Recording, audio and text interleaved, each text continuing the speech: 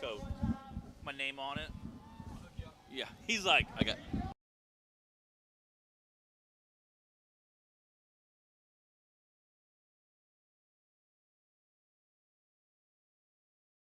That's a big boom. It's already gone. There they go. Off the line. Here we go. We are off the line now. Big fireworks are kicking off. But definitely different motor sounds, as you guys can hear in the background. And this is our EMC class. This will be our 4600, 4800, and 4500 class, as well as our street stock in there. So 3 different classes running all in one race, kind of like we did just with the UTVs. In the 4600 stock class, we had Tyler Simmons. He was our #1 qualifier. Number 2, Mick Henson did not start on the qualifying. Good morning. There we are. Again, Hi. like I said, we have the 4400, which will be starting later at 4 o'clock today. Right now, currently, they're just taken off the line, was our 4500 mod class, our 4600 stock class, and our limited 4800 class. Getting ready to head that first lap in. Like I said, our fireworks always kick us off. It's always a good time. So qualifying order yesterday, the main lineup, it was the #1 position was Tyler Sims. We had Mick Henson, #2. Matt Gresser was in 3rd position. Chris Miller, 4th. Justin Barth, who just finished racing in the UTV race. He's already back out on course in that #5 spot. Travis Forshee, who goes by Peanut, 6th position. Jody Ford, 7th. Connor Foltz, 8th. Trevor Foltz, 9th. Dwayne Garrettson, 10th. 11th, Cody St. Clair. And 12th, Troy Digby. Those are how the qualifying order started. But as we just saw, they did a Le Mans style start to where they ended up, whoever gets out front, right? Yeah, kind of erases that real quick. Yes. What's up, Josh Maple? Kyle Rowley tuning in. Chris Grimes jumping in there. It's always cool to see where everybody's tuning in from. Yeah, let us know where you're at. If you're just a fan watching at home, let us know where you're watching from. We'll give you a shout out once we see it. It's super exciting to give the shout out to the fans that are watching at home. It's always cool to see how many different countries we have jumping in, tuning in. It's always neat to see.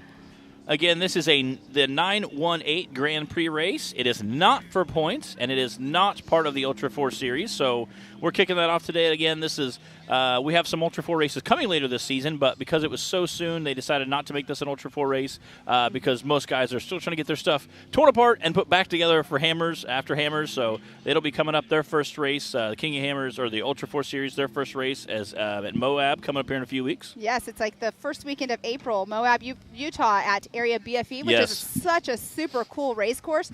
That one right there, there's lots of rocks there that are tire eaters, and it's a fun course. So after we are at Moab April 1st and 2nd, we will be at Rush, Kentucky at the Rush Off-Road April 23rd and 24th. So that is the first East Coast Series race, points race. Moab will be the first West Coast points race. And then May 13th and 14th, we'll be back in California, actually at Prairie City. It's been a little bit since Ultra 4 has been there.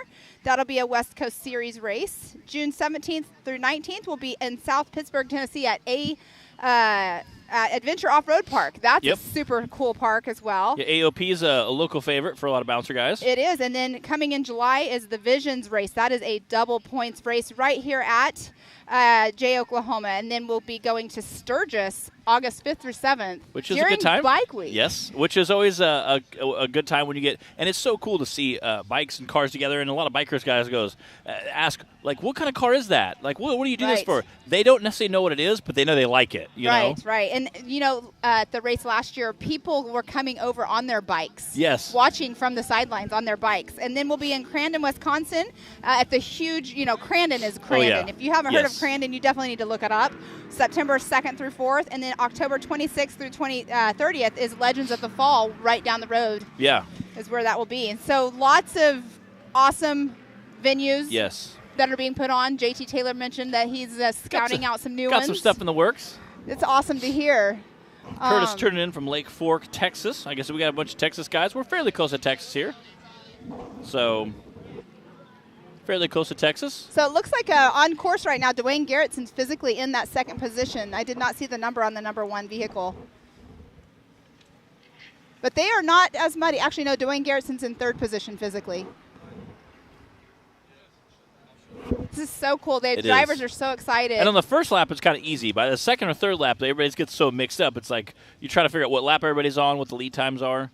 Again, the course is a lot of fun. We had Chip up here talking about how fun the course is, and pretty much everybody that's come up here has said how fun it is, how enjoyable it is. So well, and then you have he was saying in the background, like we were talking about last night, and you've seen the course, but there is that barn that they drive through.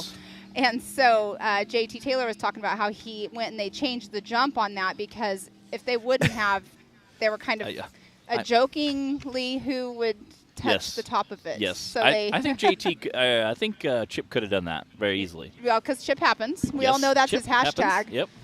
His hashtag Chip happens is, I see that quite often. Oh, yeah? Cody St. Clair out here. We had him on the interview this morning. Talked to him a little bit. Yes, and he is now out on course. He was the 11th qualifier yesterday. Mick Henderson out there in the Toyota. I seen the Toyota trucking along earlier. So we were talking earlier also with Chip about qualifying times. So the UTVs, they qualified, 2 seconds faster than Levi Shirley. Actually, it was 4 seconds if I'm looking at my timing right here. So Paul Wolf was the #1 qualifier yesterday at a 1:06. And Levi Shirley was a 1:10. So that goes to show you that the smaller cars on this course are faster. But when it comes down to it, Levi Shirley, he definitely with a 1:10, that was good. But the top 5 UTV qualifiers yesterday were faster than Levi Shirley. Which is crazy. Again, like I said, I know that Chip talked a little bit about how, like the top 3 guys in there were faster than he was. It was pretty crazy. Yeah, and he qualified in the 2nd position. So yeah, it's super cool to see the UTVs out there qualifying so fast. But we have out on course right now the EMC class. We're roughly thinking of, about 3 hours like it was for the last one? I would say about the same. Maybe a hair longer, maybe a hair shorter. Again, we don't have as many of the EMC class here as we did side-by-sides. So what's really cool, too, about it is each race that's out here today, so the UTV class, then the EMC class, and now 4400s will be our last race of the day. There's not any change in lap times. Every single one of our classes, they are all doing 10 laps of 9.18 miles. And it goes along with the theme of the race, the 918. Yes, so it's the 918. Which is awesome. I love the fact that they took their area code, turned in a race. That's really cool. It is super awesome. And then we just, the UTV racers that came in earlier, we had Colin Truitt came in as that unofficial winner, and he was super pumped. He's a short course racer. Yes, good times. You see you're going through all your notes. Trying to make sure. We right. only have 2 4600 cars. One is a Toyota and one is a Bronco, so those will be really easy to pick out. I did see the Toyota because it's a tan. I did see him coming through the goalie that's right here to our right. So we have our schedule. We went through on that. Today at 4 o'clock, we will be starting the Unlimited Class main race. Again, all of them doing 91.8 miles. So it's super exciting. We did see the UTVs. Some of them did come in and do some fueling just because even though it's only 91.8 miles, if they're running a stock tank, they will not be able to make that whole course for the 91.8 miles.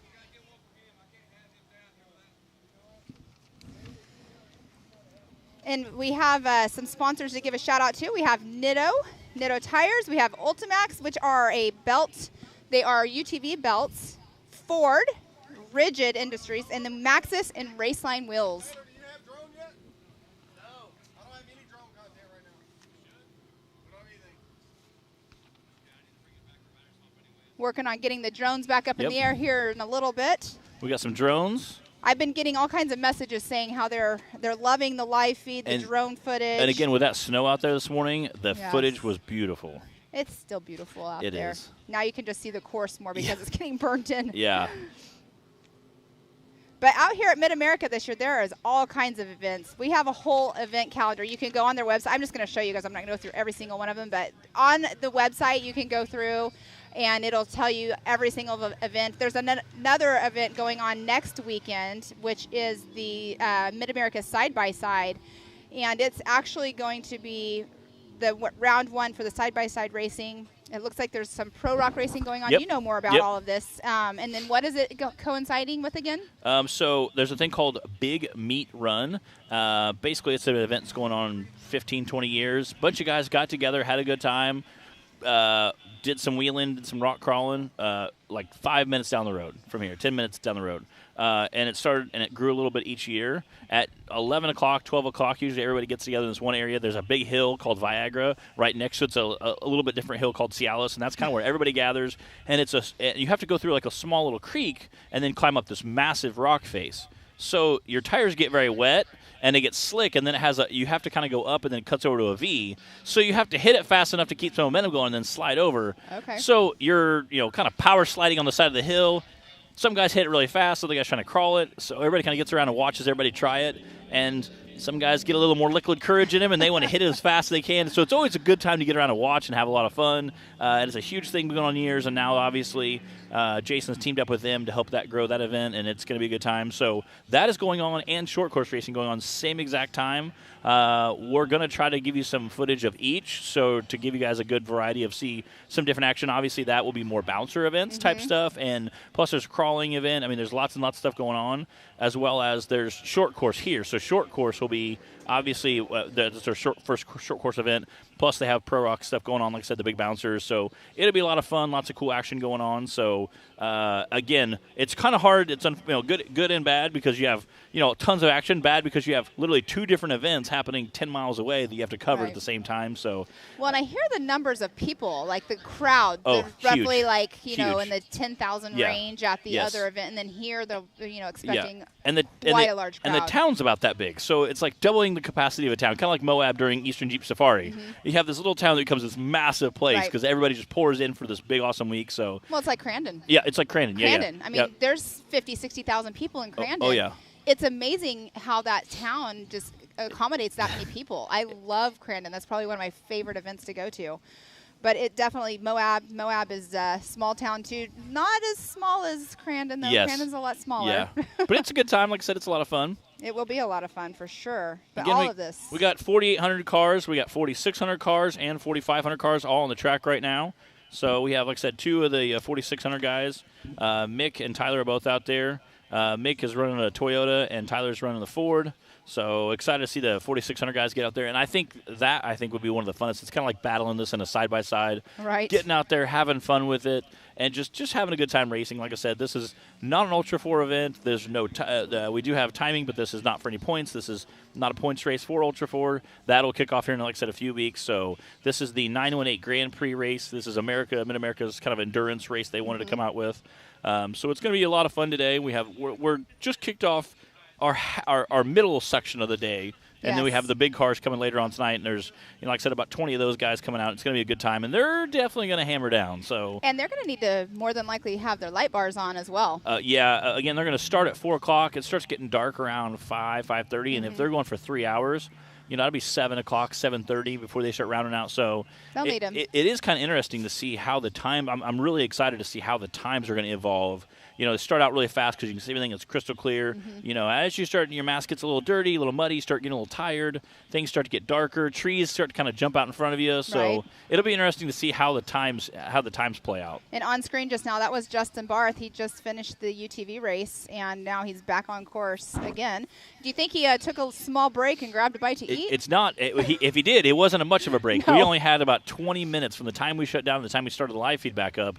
So, and he would have to be in his car, 3 to 5 minutes before that. So we only had about a 10, 15-minute window to hop out of the car, get some neat, swash down some liquid, and hop right back in the next car, strap in, and get ready to go. So make sure everything's, obviously all the fluid's topped off, check your air pressures.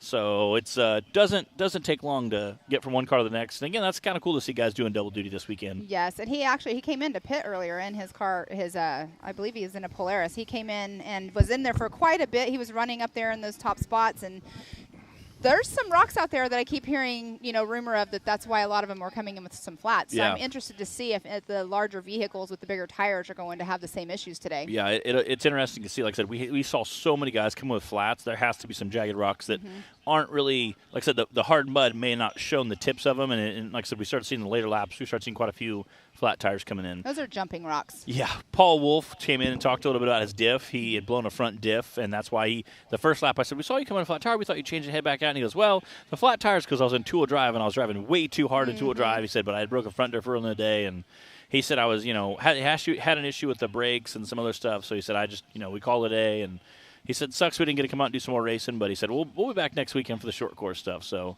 yeah, he's definitely one of those up top guys. I mean, he won the shootout this year. Yeah. At Hammers. Yep. And he's one of those that's on his rail at all times. Hey, we have Mr. Joey Beck back up here with us. He's going to give us some information again. I'm in. Locked and loaded. Man, it's been a whirlwind this morning. We've had a lot of fun. That was an exciting UTV event, and just kicking off the EMC classes here. It's really been awesome. It has. It's been a lot of fun to watch from right here. What were most of your drivers saying as they came in? Well, the UTV guys, they were really just trying to relay how the course changed. Yeah. So when they all started the day, it was a similar story. It was slick. It was messy. There was a lot of cars. It was fast. We were sliding around. And then something started evolving around lap 4, 5, and 6. It started tacking up. Sun came up, got a little warmer. The conditions started changing. So what that created was, okay, now my driving style has to change. Where I was sliding corners, now I'm catching tires. And we started seeing more attrition. I started hearing and talking to some of the guys about belt issues. They were saying that when they were out there in those fields, they would hit those washouts and they were still under the gas, and where they were spinning earlier in the day, now they had traction and it was breaking belts, and multiple guys out there changing more than one belt on course. And we've seen that guys coming into the hot pits here trying to get belts changed and figure stuff out. And we kind of talked a little bit about that this morning about how whether I figured it would be nice and hard packed since it was so cold. The mud behind us was, walking on concrete this morning. I said, well, as the day progresses, it's going to start getting, warmer and get a lot slicker. So it's kind of interesting to see that they said the exact opposite. It was slick this morning, and then as the track warmed up, it dried out. And now with the big cars, I think you'll see them, hopefully speed up a little bit more. Well, 100%, it's going to be different for these big cars. One, they're not dealing with belts. Yeah, So these guys, they can hammer on them. What they are going to have to watch is their driveline systems. They still got the same issues. There's still axles. There's still U-joints. There's still drive shafts and transmissions and transfer cases. We can see some of these guys starting to come back into the back of Thunder Valley right now from this drone shot. The guys out here with the drones doing a fantastic job. Man, yeah, they're already starting to come in and come over the front right here. Some of our leaders right here. That should have been the Fultz coming through. Yeah, that was Connor Fultz coming through. All right, on the second one. So these guys, they're making short work. Hopefully we can get a confirmation of some times here in just a minute coming from scoring on how fast their lap times were. That's been the question all day, is asking how fast can these cars run compared to what the UTVs were doing, because the UTVs were absolutely flying on this course. Yeah, it was. We were kind of watching as they would drop the leaderboard every once in a while. I'd try to skim real quick to see what our fastest time is. 16 looked to be right around the fastest time. She was getting word that we might have had some guys in the 15s. I mean, that is absolutely flying throughout the day. Yeah, there was definitely some guys in the 15s. Our hot lap for the day was Mr. Knox Griffin with a 15:31 unofficially. He'll be taking home $2,500. So remember also for these classes here, for all our big car classes, there's another $2,500 bounty on the line for hot lap. So these guys were to have a bad day, it doesn't have to be the end of their day. Yep. That was Dwayne Garrett, so he just came through. All right, so Dwayne just came through. Rocking that Ford.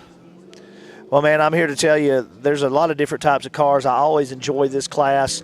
I know you've been announcing these classes for quite some time, Pam, and these guys have such a wide range of how they're built, what they build, the drive lines they use.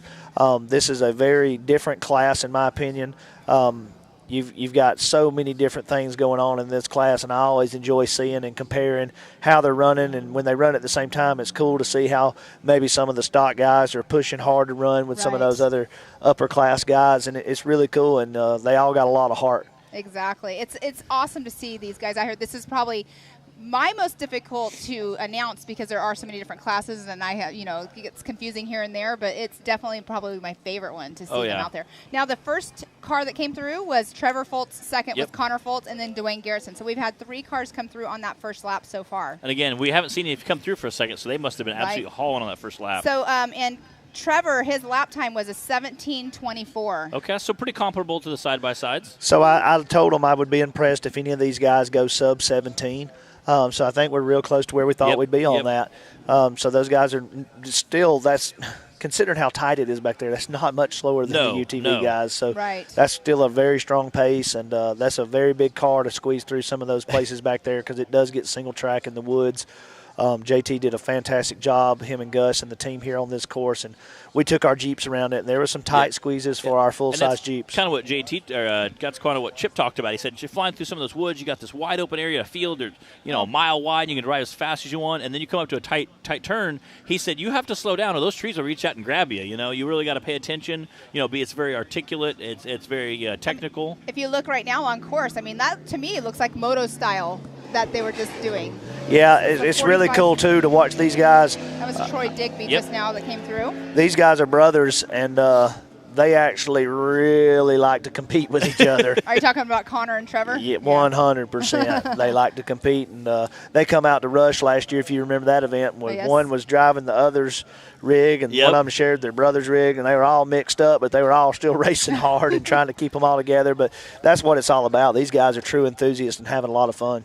It's like the Gomez brothers, right? They're always competing so heavily against each other. But it's like the Gomez brothers, but less wrecking. Right. Less talking against each other. I love the Gomez brothers. Those guys are absolutely wild. They put the fun in the sport on and off the track, and I can't wait for those guys to get out here with us, too, as we start the official Ultra 4 regional races. Right. Yeah, and of course they'll be at Prairie City. I mean, that's their hometown. Oh, yeah. 100%. And they'll be going – they'll always be going wild in Prairie City. They make that track what it is when they come out and put a show on. So. Right. No, they definitely are a hoot. When they're all up on the podium together, that's probably like the best interviews right there. And Raul, he just came off the KOH win, and I was so honored to get to interview him as he came across. I tell people all the time, they're some of the biggest rednecks I know because they're the most ornery guys, and their pits afterwards, they're so ornery to each other. Not very polite, nice to everybody else, but to each other, they are so ornery, teasing each other. Just it's very clear to tell they're all family. So I was at Remote Pit 1 this year, and during their race on Saturday, hearing the radio chatter. Oh, my goodness. And I wasn't even by their truck. I'm sitting there cracking up laughing because these guys are such a hoot. But I'm sure they were talking trash to each other as they're flying down the race course, They do. They say they do. But, no, they shared lines, this year. They did a little more pre-running and sharing. And, But, no, it's super exciting to see them. They'll be out with us again, and it'll be exciting. It's going to be an exciting year. Yeah, 100%. We've seen their program come so far. They're top competitors every time they pull up somewhere now. They're a force to be reckoned with, and they're going to continue that legacy and build it further. And I know that there's younger Gomez's and part of that family that's going to be the next generation. So excited to see where, 10 years from now, who all's racing. And Raul's son, Darian, is in his old 83. That's right. And Darian, or not Darian, but Raul's car this year was brand new. It showed up to the lake bed Tuesday before the race. Yep. I mean, and it came out and it won. That goes to show the dedication in the team and having their vehicles prepared and ready. Yeah, and was it JP that had the accident at the end of the race? I mean, he was set up in the top 5, I believe. He was running good. I was watching that live when it happened. That was super unfortunate, but that's part of racing in the desert. Right, exactly. We just had Mick Henderson come through in a stock Toyota. Oh, that's great. We got a few guys. That's our stock. He's one of our 2 stock drivers we have. We have a couple 4,600 guys here out, and it's always great to see those guys on a 35-inch DOT tire. We have side-by-sides running 37s, so it's kind of interesting to see these guys on a huge chassis, huge big vehicle running a smaller tire than some of our, and it's a DOT tire compared to some of our side-by-side guys. So, well, let me tell you something about Mick. He's a true wheel man. He don't play around. You'll catch him over in Disney climbing up the waterfalls and showing off with the crowd, and then he'll come out here and race that Toyota for 2-3 hours and run with the front crowd. He don't care, man. And then probably go back to Disney and wheel. That's right. He is a true enthusiast and a true sportsman. And speaking of sportsmen, we actually had a sportsman class which kind of grandfathered in some of what we were running in survival because those cars didn't meet some of the same qualifications, so we made a group just for those guys, and some of those came out here today. Unfortunately, some of them broke in pre-running, but we'll see those guys throughout the year as we start our regional races with Ultra 4. And again, that's super exciting to see. You're going, hey, listen, a little different classification. Come on out. We'll make a category for you. Come on out. It's a good time. Like I said, you're getting a lot of guys racing, and I love seeing that. I was so happy when I found you guys did that to say, hey, we want you guys to have a place, too, here to come race. We'll figure it out. And then JT also talked about doing some of the newer, bigger players side by sides with a 4-cylinder. He said, if you guys get 5 or more to come race, we'll make you a class just for you guys. Yeah, I got one of them, which is super cool to see. So I got one of those big boys, and when I tell you it's big, it's big. Yeah. It's bigger than my Jeep. Put it on a trailer behind my Jeep, and I took it back off because it looked so goofy because it was bigger than my Jeep.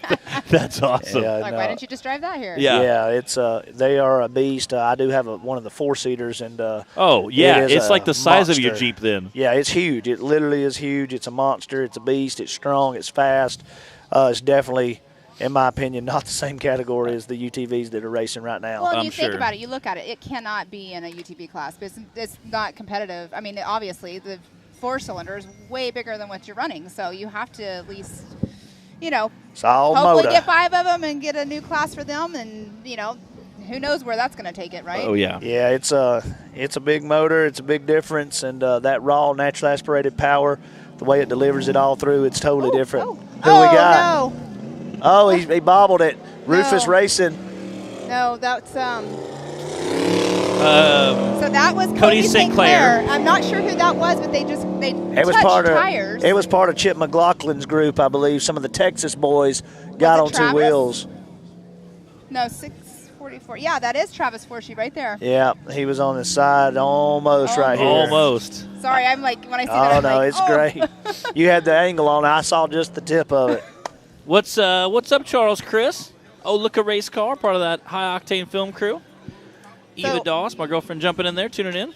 Oh, on screen, they're trying to get Travis Forshee, which everybody calls him Peanut. Some people do not know his real name. Which is funny because when they first time they said his name, I was like, who? And they're like, oh, that's Peanut. I'm like, oh, okay. Yeah, so they have him in pit. Looks like he might be having some issues.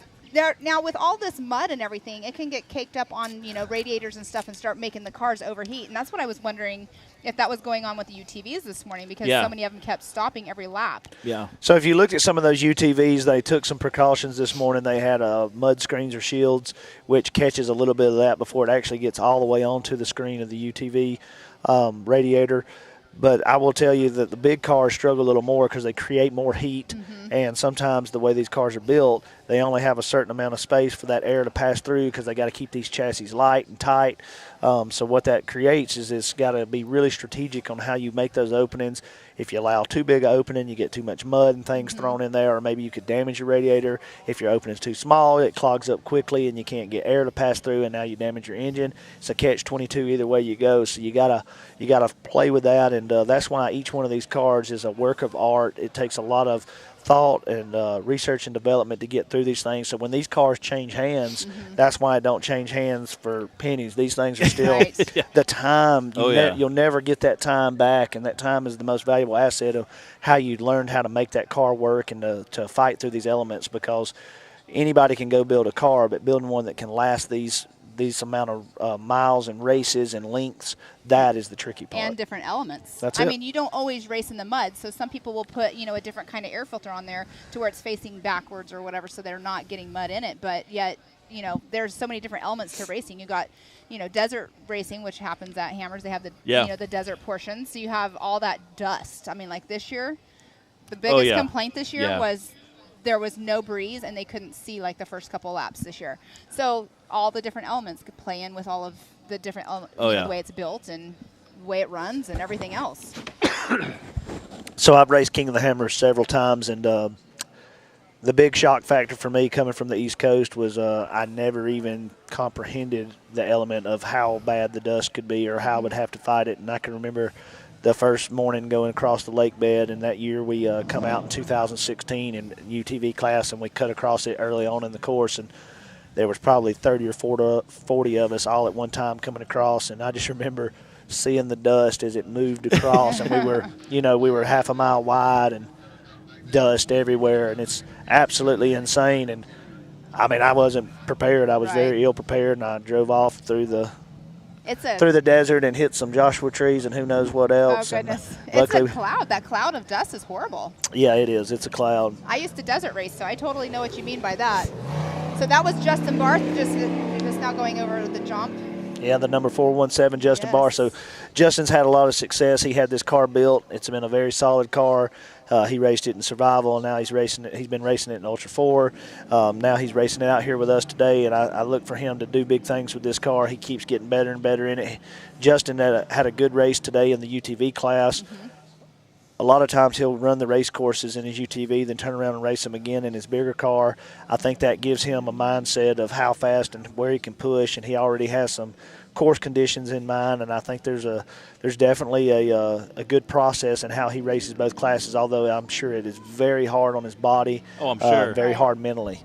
Well, that's what we were saying earlier. Like, what did you think he did? Did you think he went and grabbed a snack before, between races? He only had about 20, 30 minutes. Yeah, swallow a granola bar and get back in the car. About all he got time to do. Right, exactly. But, yeah, he's definitely having fun out there. And here's one element, being a race car driver. So you're racing in your UTV. You now get into your bigger car. It's a different driving style. Oh, yeah. So sometimes it's like, I was always talking to, Miles about this kind of stuff. It's like, do you think they have to completely reset on that first lap? A little bit. And the reason why I say that is because sometimes a side-by-side is a lot more light and nimble, so it can corner and do some things that a big car can't. But then also a big car has a lot, usually like if you're in the 45, 4000 car, you'll have a lot bigger tire. Right. So there's some stuff you can kind of blaze into where a side-by-side, you have to kind of take your time and bump over it. Otherwise, you'll just rip the suspension off the car. So yes and no. Again, talked about the course conditions, you have a really good feel on the pulse versus a guy who just hops in his car for the first time that day. You just spent 3 hours dialing everything in perfectly. You know exactly how fast you can come in that corner and exactly how fast you can come out of that corner. And so having that knowledge going in will give you, your light speeds ahead of the guy that's just getting ready to take off for the starting line. So that's true. We have some guys that do side-by-sides and bouncers as well. And you get that kind of feel, especially if you're racing on the same day. You get that kind of feel of the course and how it's going to travel. But again, like I said, we seen some guys make the transition from side to side to bouncers, whether you're racing or even in the same weekend. And obviously there is a little bit of a learning curve. So going from a small car to a big car depends how you have the suspension set up as well. But it's interesting. I think you're like I said, getting a feel for the course. At least you learn where you're going. That's my biggest thing is, am I turning right here or left here? Now, luckily they've worn the course in pretty good this weekend. So yeah, there's no doubt that back there, you can see it on screen. Yeah, back there that the course is your gas on, brain off. You're not having to guess where you're going. Yeah, this course is really tracked in, really well laid out. JT did a phenomenal job marking it. Nobody's using a map out there. There's no need for any of that. Everybody got out here and pre-ran and saw how easily it was going to be for them to tell where they're going and to make those distinctions quickly. And there's a couple of either ors out there where you can go either direction. I think there was some wise choices early on. I think Colin Truitt spoke about that during his podium finish for the Pro Mod class and the UTV. And he said, you know what, I did my homework. I knew that left-hand line was a little faster. He said everybody kept sticking right. He said I feel like I was pulling away every time I went left. I had a clear open run, nobody in my way, and I kept pulling further and further away, and it ended up resulting that he was several minutes ahead of all other UTVs. Which was impressive. And he's racing here again next weekend in the short course series. Yes, Colin and his father, both Mitch, will both be back, and they'll be racing in short course, and they've been doing a great job. Mitch had a rough start today, and calling Mr. Consistency. He fought hard all day. I don't know if he ended in 5th or 6th. I think he ended in 5th, but to come back out of 40 cars after having that tough start and all that, it's a testament to the skill level and knowing how to keep a car going. Gotcha. I don't know what happened at the start. I couldn't see. There's so much going on. I'm pretty sure he was the one that rolled over. Oh, okay. Yep. He wanted me to co-drive for him today. Yeah. I'm glad. That's right. You're friends with those guys. Yeah, they live in my town, or I live in their town, whatever. And we appreciate it's their town. It's their town. They were you there just first. live in it. They were there first. Okay, all right. Like their whole life. I've only been there 2 years. All right, we'll be back right after these messages.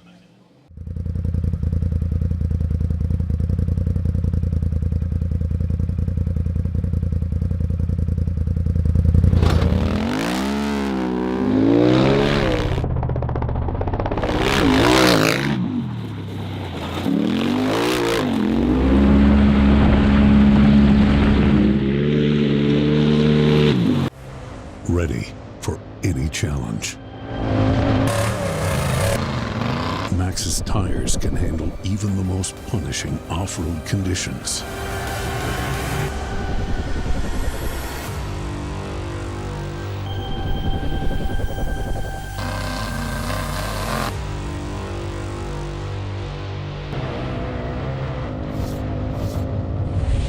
Tires. Tread victoriously.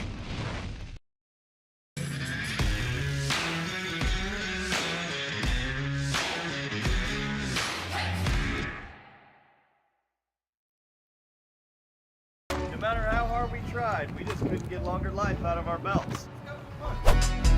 That's why we're so excited when we found these new Gates Redline belts. They have a super simple 3-step process for breaking in your belt the right way. Clean the sheaths with a Scotch-Brite pad. Remove any old belt residue, glazing, oil, or debris on the clutch sheath area with alcohol or acetone, and make sure the breather tubes are free of any old belt material. Step 2, install your new Gates Redline belt. Step 3, perform 2 10 to 15 minute heat cycles, giving it easy throttle on flat ground. Then, you're gonna repeat for the second heat cycle. The best part, the process is so simple and easy, it really helped us with our competitiveness. Yep. Upgrading. It's what we do. So upgrading is what we did. Introducing the IQ equipment lineup powered by HMF. Designed for the most adventurous side-by-sides in the world, IQ equipment has the strength to tackle the off-road head-on. Bolt-on American manufactured steel, engineered to increase strength, durability, and protection so you're equipped to handle the most extreme performance. When you're ripping through the desert at full throttle, or tearing through some of the most brutal terrain in the world, you're going to need equipment that keeps you moving at a high level. Because when you have the performance and you have the protection, you then have the confidence to actively pursue your passions just as freedom was intended to be. HMF, equipped to perform.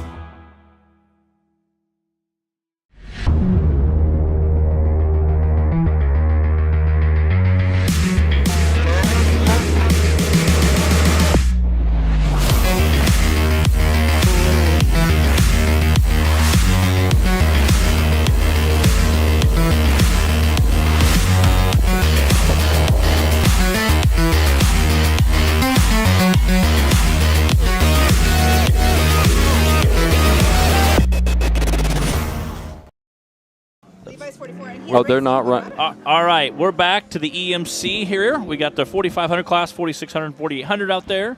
I have a guest. Most of you know him. This is the Terry Madden up in the booth with us. How you been, man? What's up, buddy? It's good. So I've been better. So you did some racing this morning. Yeah, the course was amazing. It didn't turn out the way we really wanted, but had a hell of a lot of fun. Yeah, it looked like, and what's crazy is every single person we've interviewed has been like, it was a lot of fun.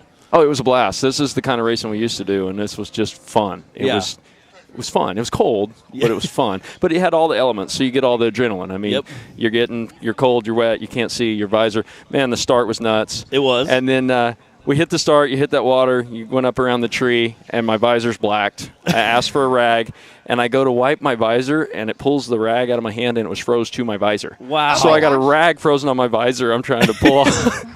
That is awesome. It was brutal cold when we started. But yeah, I'll say we were sitting at the booth this morning, looked down, it was 18 degrees, and I'm like, well, that's good times. Yeah. But the sun was out, so it made it better. It was. It warmed up a little bit, but it was pretty neat though, course-wise, because every lap changed. Lap 1, it was froze. It was predictable. Lap 2, you come around and the sunspots were thawed about an inch. Yeah. So it was just slime. Yeah. And then one corner you hit this lap, you couldn't hit the next lap or you're in the bales. Oh. And you're guessing every corner. It was kind of a driver's deal, which made it really cool. And we kind of talked a little about that. I said, well, and my thought was, it's so frozen this morning. The first little while, it's going to be frozen, hard packs. They can really get out there, really put some power to it.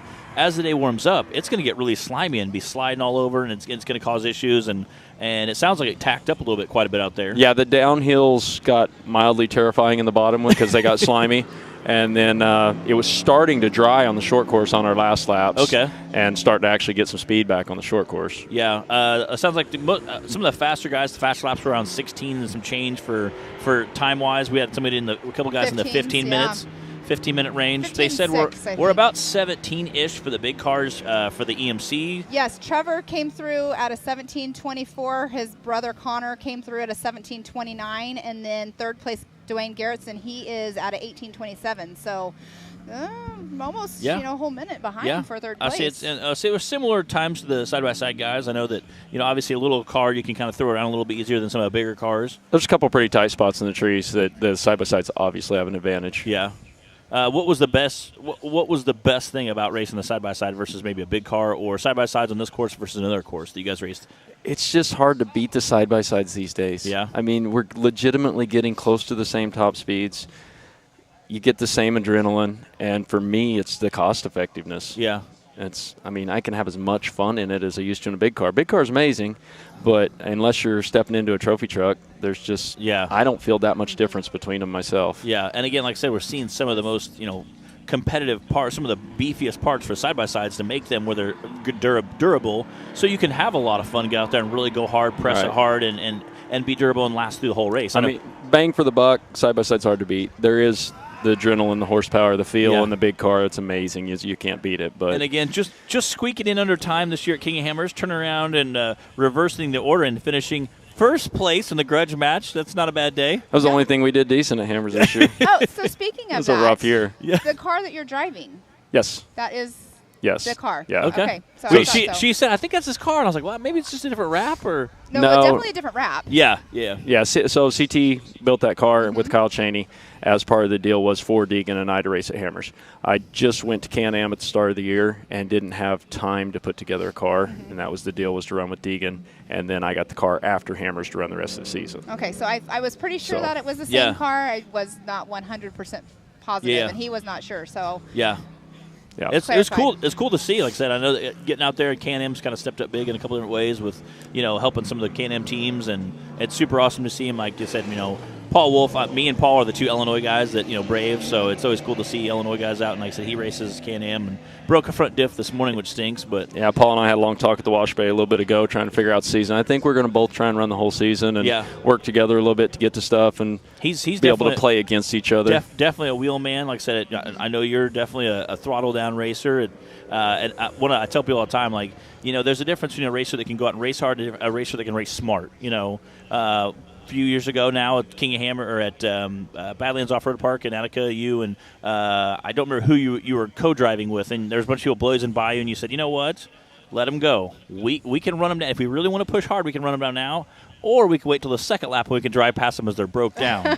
So being able to push hard versus being smart, how does that come into play? It's endurance racing, and you have to tell yourself that, and it's hard. Today we talked about that on the first few laps. We set the game plan as a team this morning that we were running 5 laps our pace, cruising, and then we were going to turn it up. And each lap we were making progress because people were pulling off. You don't have to be up in that cluster, which was kind of obvious this morning that a lot of these guys are used to short course and less endurance. Yes. Right. And watching them beat on each other, I was like, guys, we got 10 laps. Come on. And we were just cruising right behind the pile. Yeah. And just don't get caught up in the pile. Yeah, we were just avoiding the pile, and they were working themselves out of it. Yeah, so. And that's kind of interesting to see. Again, like I said, short course versus endurance, and again, being able to get out there and race smart, I think, is so much more valuable than just racing hard and I'm going to hammer down and see what I can knock out. And it's changed though, because Hammers used to be that way. I mean, if you finished, you were top 10. Yeah. To finish, but now it's a given. There's 10 guys that can sprint and win. Yeah. And the equipment's changed, the people have changed, the discipline's changed, and this is turning into more of a sprint every day. 10 years ago, there was only a few real names in it, and now it's kind of like any given Sunday. Oh yeah, There's so many competitive people. Yeah, and even in the classes, each class has different competitive people in it. And like I said, the side-by-side class I think has definitely exploded. Just because I think you nailed it right on the head. Cost effectiveness. It is. That class is probably, I think, the biggest class at Ultra 4 or at King of Hammers, just because of the sheer amount of guys that can afford to race it. You know. So I kind of like that, because I like kind of seeing the newer guys are like, hey, we're going to buy this car, we're going to do this to it, and we're going to go out and race it, and if we do good, great, and if we break soon, that's kind of neat to see some of those guys get out and go, hey, we're going to try this, because usually that's how it always starts. We're going to try this 1 year and just see how it goes. Right. Next thing you know, you're pulling with a semi, and you got everything, all the spare parts. And one good thing too about the UTVs is the parts are so readily available to you. Like when you're in the bigger cars, that was Cody St. Clair that just came through, but when you're in the bigger cars, they're not as easy to get, I don't think. Like, there's so many UTV outlets. It allows somebody to get into it that's not a fabricator. Right. Not everybody is Shannon that can walk in his shop and build something overnight, and he puts it together. He used to amaze me when we were in the shop, and he just it magically, you go to lunch and you come back and there's something sitting there that he built in his sleep. But not everybody can do that. Yeah. But everybody can go grab a side-by-side and order parts, and there's enough aftermarket parts, bolt-on stuff over the counter that is good enough that you don't have to be a fabricator to run that class. Yeah. So it allows people to enter that don't have the shop or the talents or live in an apartment or Right. Yeah, and that's one thing that I think is, like I said, I think you nailed it right on the head. Is you see a lot of guys who they can buy a side by side and call up and say, hey, I need some link bars, or I need some trailing arms, or I need some A arms, and I need a front diff, or I want to RCV. I get some heavy duty axles so I don't break axles. Or I know their portals are now becoming. You've seen a lot more common, and they're getting those where they're super durable, bigger tire sizes and tire compounds and stuff. So I think it is kind of cool to see like how much bolt-on stuff you can do to a side-by-side and still make it pretty competitive. You can buy, like my kid raced an RS1. We literally ordered his cage and it was delivered. Yeah. You didn't have to have the car there to and you can build it on it. bolt it right in. Exactly. Like that's I think you're going to see more and more of that, like I said, as the sport evolves. Like I said, again, today, you can see how many side-by-sides we had in the class today, which was super awesome to see. It's our largest class out here, and that's what's starting to happen. It is. They're the largest classes. And, like, again, it's so awesome because everybody that comes up is like, that was fun today. No matter where they finished, that was fun, Yes. It was fun. And there are some production chassis getting closer to that. There's the barn. Miller's working on that with his, Eric Miller. Yep. You can order parts. I know that Shannon was working on one at point. There's some production chassis for the bigger cars, but nothing compared to the level of. Yeah. And again, the side by side is just again, like I said, I think it's all around bang for the buck. So the barn that they just showed on there for the people at home, that's the barn you guys raced through this morning, Yeah, correct? so the barn itself was mildly terrifying because it was the only dry spot on the course. Okay. So the car in front of you turned it into a total dust cloud, and you went in it blind, and there's a creek at the end of it, but you didn't know when to turn out of it. You turned too soon in the dust, you hit a post, you turned too late, you're in the creek. It almost needs watered before the big race. It was little nuts. A little sketchy. I think you might know the race director. Yeah. He said, I know a guy. I know someone. Again, that was Mick Henderson that just came through in the 4681 car in this Toyota, launching through our little jump here. So that was his second time through. I believe so. Yes. We got about a half of our guys, I think, have made through the second lap. I mean, through the first lap, and a few of them are on our second. Well, so we had a leaderboard up there a little bit ago. So I haven't looked at this close at all. I was just focusing on my own stuff. On the stock class here, are they racing the same amount of laps, or what are they running? Everybody's I believe they're all running so the same. they're running 10 laps? Yes. That's going to be a long day. Well, and again, it's a Grand Prix style checkered flag. Right. So if you're on your second lap and they drop the flag for, like, say, a 4800 car or a 4500 car, when you cross the finish line after the first guy to get 10 laps, every car after that is pulling right off at the finish line. Everybody's running the same exact. So you won't. So technically, even if you're on your second lap at the 2 hour mark, I gotcha. If we drop the flag, then you're done. So yeah, we ran into lap traffic on lap 3, and I was shocked how spread out people got because it was hairy down the trees. Yeah. I could imagine, again, like I said, by lap 3, man, you guys had to have been flying. Today felt good. It was a bummer, but it is what it is. I'm sorry, what happened again? So the car is the car we raced Hammers in. Right. It went home with Kyle, and then last minute decided to bring it here. So I never took it home and didn't prep it. It came from Hammers to here, got a new wrap, and we raced it. Gotcha. So some of the parts on it were the parts we ran at Hammers, and we lost drive shaft. Gotcha. Okay. It happens, especially after Hammers. My part on poor prep, and it's a bummer because I don't do that, but it was here and I was in California. Yeah, it's a little hard to prep a car when it's on the other half of the U.S. Yeah, but you got it here 2 weeks ago. Yeah, Kyle brought it here, dropped it off. I brought a trailer to get it, and then I'll take it home and prep it before Moab. Okay. So. And again, here 2 weeks ago, we were supposed to have the race. Ice came in. Ice kind of washed everything. I was scrolling through Instagram, and I saw you were here down at Disney doing a little play-in, checking some stuff out.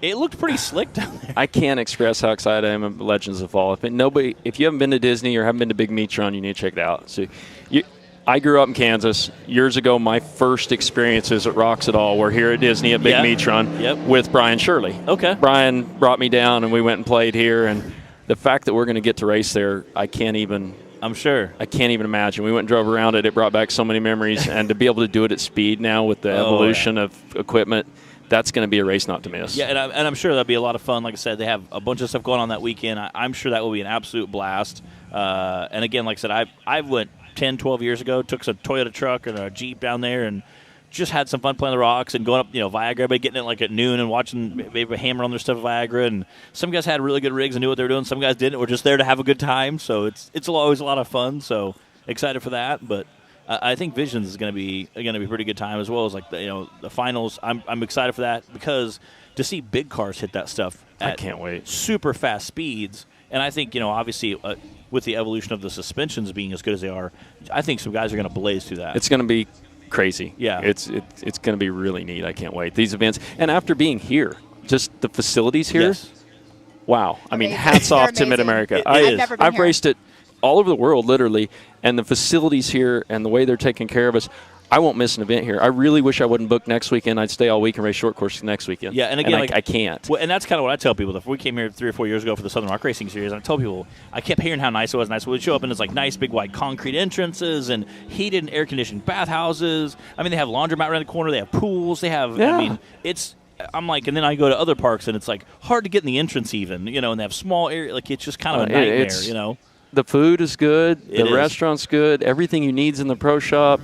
It's professionally set up. And if there's something that you think that Jason could do better, tell him, and he will probably We'll do make it it. happen. They have the wash bays here that are free to use. You walk over, just turn the knob, power wash your rig Oh, yeah. off. I went over, pulled in. It's heated wash bay, washed my car, put it back in the trailer. I'm not hauling home a bunch of mud. Yeah. It's So great. It really are putting a lot of thought into and taking consideration to our racers and saying, hey, what can we do better, and really adapting that here. And that's one thing that I think is really good. That they're moving forward at lightning pace with the park itself. Not to mention the amenities they have. Yeah, I love the park. I'm excited, and we can talk about some of the change. I know there's been a lot of stuff online. I've been reading it all with the change to Ultra 4 and to everything. And after I was apprehensive on it. I mean, nobody likes change and scared of the change to Ultra 4. We've all loved this. We've all grown up in it. Yep. But to see this change and see what they're doing here, if they can bring that to our sport as a whole, I'm excited to see what they do. I know it's not going to be easy, but you got to realize the size of the scope of this. What they're done overnight. I was giving Jason hell the other night. He was talking about some trailers and stuff that he wanted to have done for production. And I was like, what? How do you not have them done? It's been 10 days. I mean, but he literally, what they have done in a week's time, it's crazy. It is crazy. I'm impressed. I'm impressed. It is. And again, and I think he has that kind of forward-thinking mentality, not just like, hey, what's going to happen this year, next year. He's looking at years down the road and how can we evolve the sport, and that's something that excites, And you get around him, you start hearing some of the good ideas. Like, oh man, that's great. I think you kind of see that he has a heart for that and a passion for that. It's going to truly take our sport to the next level, in my opinion. Yeah. I mean, we've all raced this. We've all loved it. It's hard to get sponsors. It's very hard. Yeah. But with eyeballs come sponsors. You can't get eyeballs at a lot of the places we go and a lot of the things we could do. And if he's going to put us in front of the cameras and put us in front of the eyeballs, those eyeballs will equate to the sponsors, which equates to the money to allow us to travel for this bigger series. And do more with the series. And do more with it. So he's taking us with him on a growth, in my opinion. Yeah, I'm really excited about it. And I think all the racers we've talked to are in that same boat. They're excited. Most of the people that are there are doing that too. So that was Connor Foltz that just came through. His brother, Trevor's been leading all day. So now I'm wondering where Trevor went because they've been running so close. And Connor, you got to love the brothers. One who had the motor sound funny. It did not. It just came through a minute ago, and He it was still totally didn't. fine. It still didn't sound right. No, that was him. But where's brother? Where's Trevor? I'm not sure. We'll have to see if our drone can pick up where the footage. You got to is at. love the sibling rivalries. Oh, dude. Yep, exactly. I got a brother. Sorry, I had to interrupt. Yeah, I got a brother. We race rock bouncers together occasionally, and we if I beat no one else that day, I got to beat one guy. Yeah, we got a lot of. I don't race with a brother, but I got a lot of friends that are that close, and there's a lot of side. It's those dollar bets that are more important than anything else. Again, Gomez brothers, we talked about them. Oh, God. I said they're like some of the biggest rednecks I know. Just getting out there and battling. I said, and talking about I wish I could have heard the traffic on race day. Yeah, I'm sure it was super I ornery. only heard it just from their pit truck, and it was on speaker. It was like the loudest speaker in the whole entire pit. But it's comical. I could only imagine. So I've raced trophy truck with Raul and co-drove for him a couple of races, and they're amazing. But the trash between them, they will literally take each other out or take themselves out taking each other out just to beat each other. It's amazing. I could only imagine. Yeah, they're good people. Good people. The competitiveness it's next level. It's for real. Yeah, it's the next level. Again, they were in the. It's so funny. I remember last year at King of Hammers, they were in there they were trying to get each other and finishing right behind. Oh man, he was so mad. He's like, I wanted to get you. It was just awesome to see. I'm so happy to see him win it this year. It was neat. He's worked very hard at it. He came out for a lot of time before the race this year, which is hard for him to get away. They run one hell of a company besides the playing. Yeah. It's secondary. They stepped out of Baja this year after they planned and prepped and everything and stayed home for work stuff. I mean, they work first, play second. Yeah. They do play hard, but they're committed to it and they work really hard, so that they deserve to do what they do. But he took the time and came out this year before Hammers and played and practiced, and it was nice having him out there, and it shows. Oh yeah. Yeah, and again, like I said, some of the technology they're putting into with pre-running and trying to figure that out, and looking at the time invested of how much time they really spent looking at. Okay, hey, if we cut here, that might save us. They really spent a lot of time of prep. I mean, not just pre-running, but just prepping the cars and looking at stuff. I know some of them were playing around with different types of components. The aluminum A-arms and the upper A-arms. Just trying to make it that much lighter to make it that much faster was super neat. Their race shop. They're still waiting so Trevor has not. Trevor has not came through yet. He must have mechanical. Something. Their race shop's impressive. I'm sure. I was up there north a while back and stopped through the shop and walked in, and it's something you could only dream of. They have full staff there. They're putting full commitment into it, and they are working really hard at it. It's really impressive. I'm sure. Just keeping all their cars together would be like a full-time job. Well, they have a full-time race prep program. You'd have to. It's a professional racing program. Right, exactly. It is. That's something we should show. They used to do that with Ultra 4. What happened to when they'd go to the garages and show stuff and look at it? And why don't we? Is there a possibility, Jason, to bring some of that back? We were just actually having that discussion this morning. We would love to walk around their shop. I'm sure it's insane. And I'm sure they'd let you in. It'd be neat to go see some of the behind the scenes and see some of that and bring some value to the TV side of things. Especially because they have literally 3 race teams all under the same roof, essentially. Four. Now I believe one of the other kids are getting ready to race in a UTV, I think. Four full-size UTVs, 4 4400s, a couple of trophy trucks, and then some little UTVs. Right. So you're looking at 20 race programs, like. I meant it's like the big car. You're like 4 big cars. That's basically 4 separate race programs, essentially. And then they've got 2 or 3 full-size pre-runners, too. Yeah, I seen them. They wrecked one this year, and they were dragging it back, and I was like, that was Marcos, wasn't it? I think. Yeah, it was Marcos and King's Vito. Yes. Yeah, I was like, wow, that's. And he's like, well, and I was then like, they called it the Gomez towing service or whatever. Sounds about right. I remember seeing them dragging it back, and later on I found out they were like, yeah, we brought an extra car to pre-run with. Good thing we did. I'm like, yeah I guess, Yeah.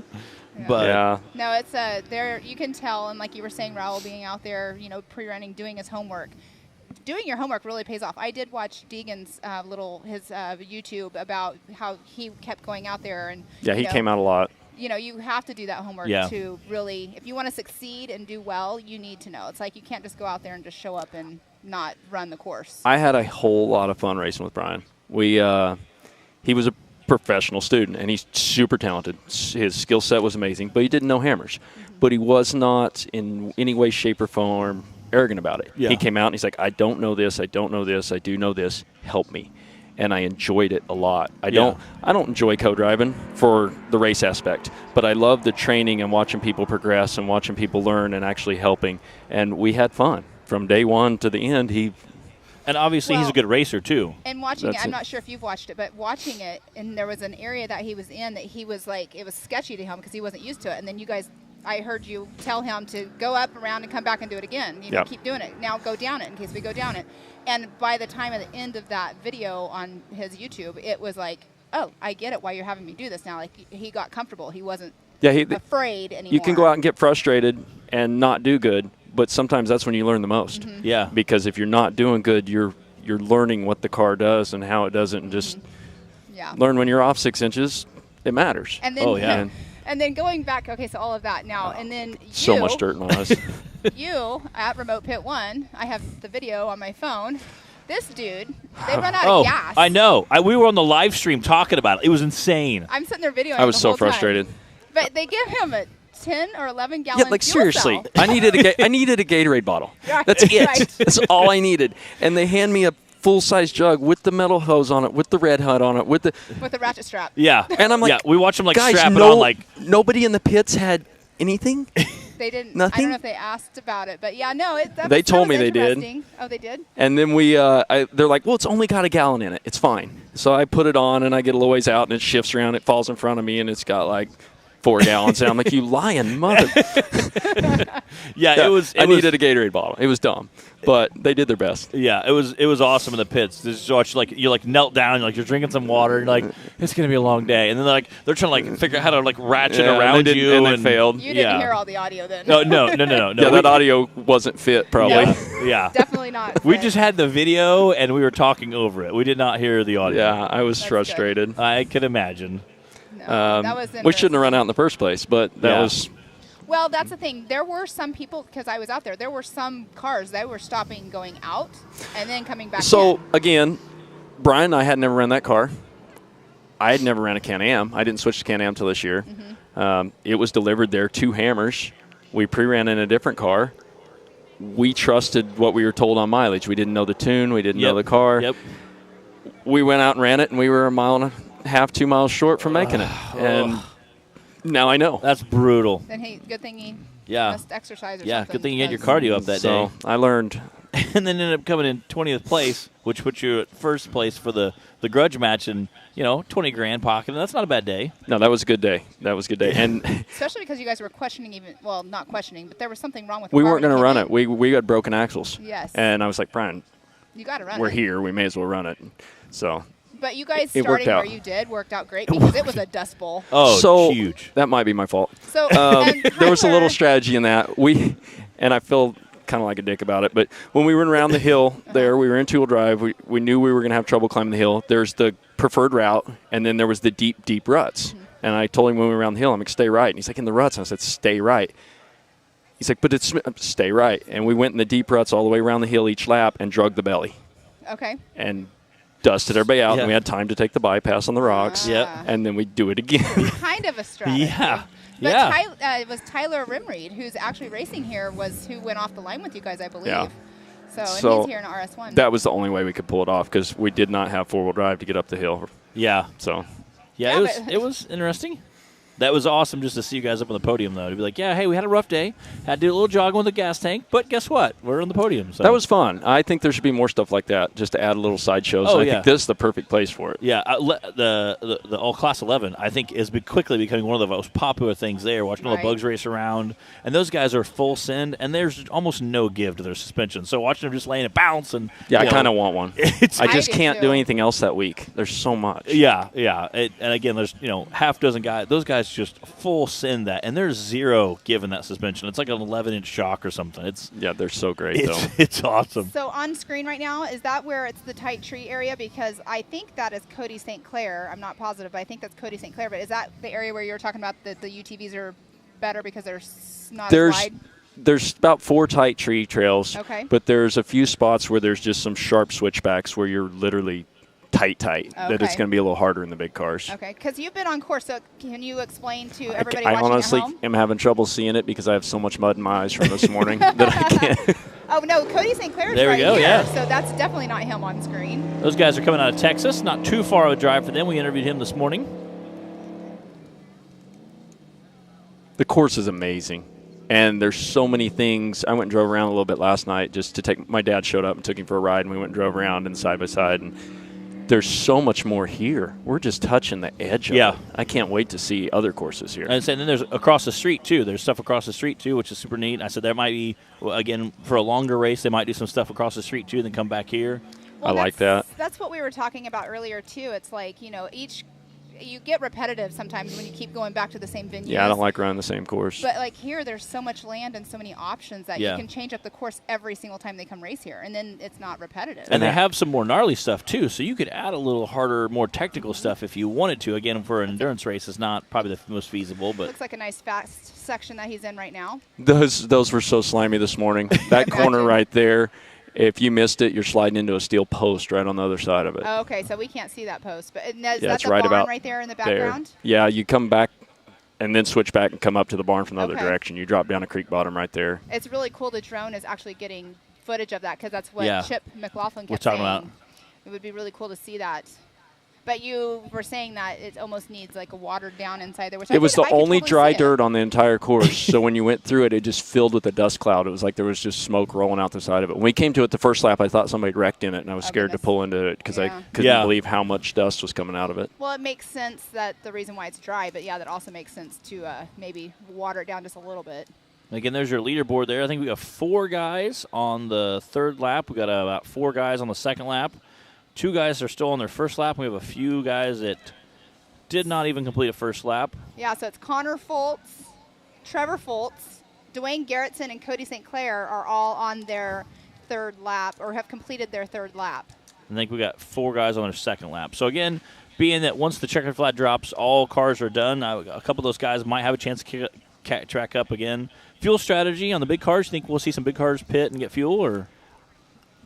I don't know. They should, the majority of them, I believe, should be able to get close to 100 miles. Yeah. Because these guys aren't running the big motors, getting the poor horsepower or mileage. Yeah. Chip was saying they're probably going to have to fuel maybe. Yeah. I say like some of the Toyota, he's running a 4-cylinder. You know, if he's got 30 gallons, he can last forever. He's going to be fine. But the big cars, you know, you're getting 3-4 miles a gallon sometimes. Yeah. So Yeah, you're 1,200 horsepower. You're not going to get really great mileage. Yeah. So. Fuel's definitely a strategy. We were trying to pit as late as possible in the game. So if we did have a flat, they could change it in the pits. Yeah. And we were basically going to run till we had a flat or until lap 7 till we had to fuel. And I did see some, like Colin Truitt, he didn't fuel until I think lap 8, roughly, is when he came in and fueled. I wasn't going to fuel till I had to, so that if we did have trouble, we weren't pitting twice. Yeah, you're like, I'm not doing that again. But yeah. All right, so we are actually going to take a commercial break here. We've been sitting here with Mr. Terry Madden, and he's either going to stick around with us or head out. I'm not sure what he's going to do. I don't know what I'm going to do. I need to find some food. Yeah, food, and then, but yeah, we're going to head to a commercial break, so stay tuned.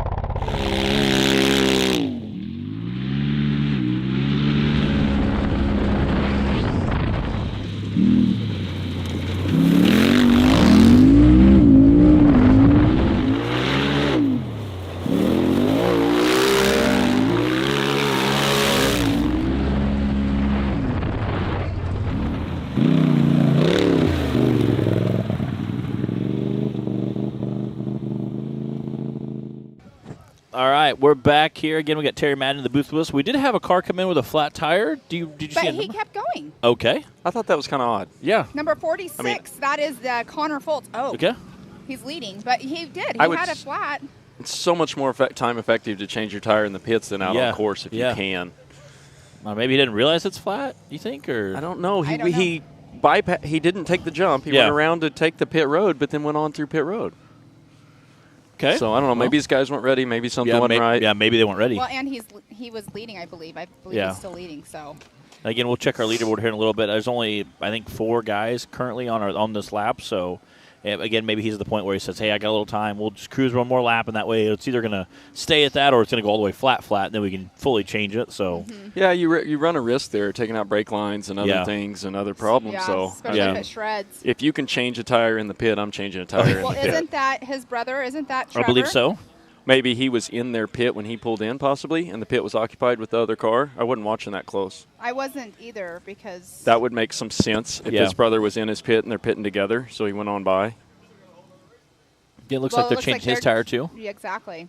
And maybe they told him, hey, go on by. His tire's completely fat. Go on by. We'll try to get one more lap in and then change your tires. So. And you can see they have the fuel out ready to fuel up as well.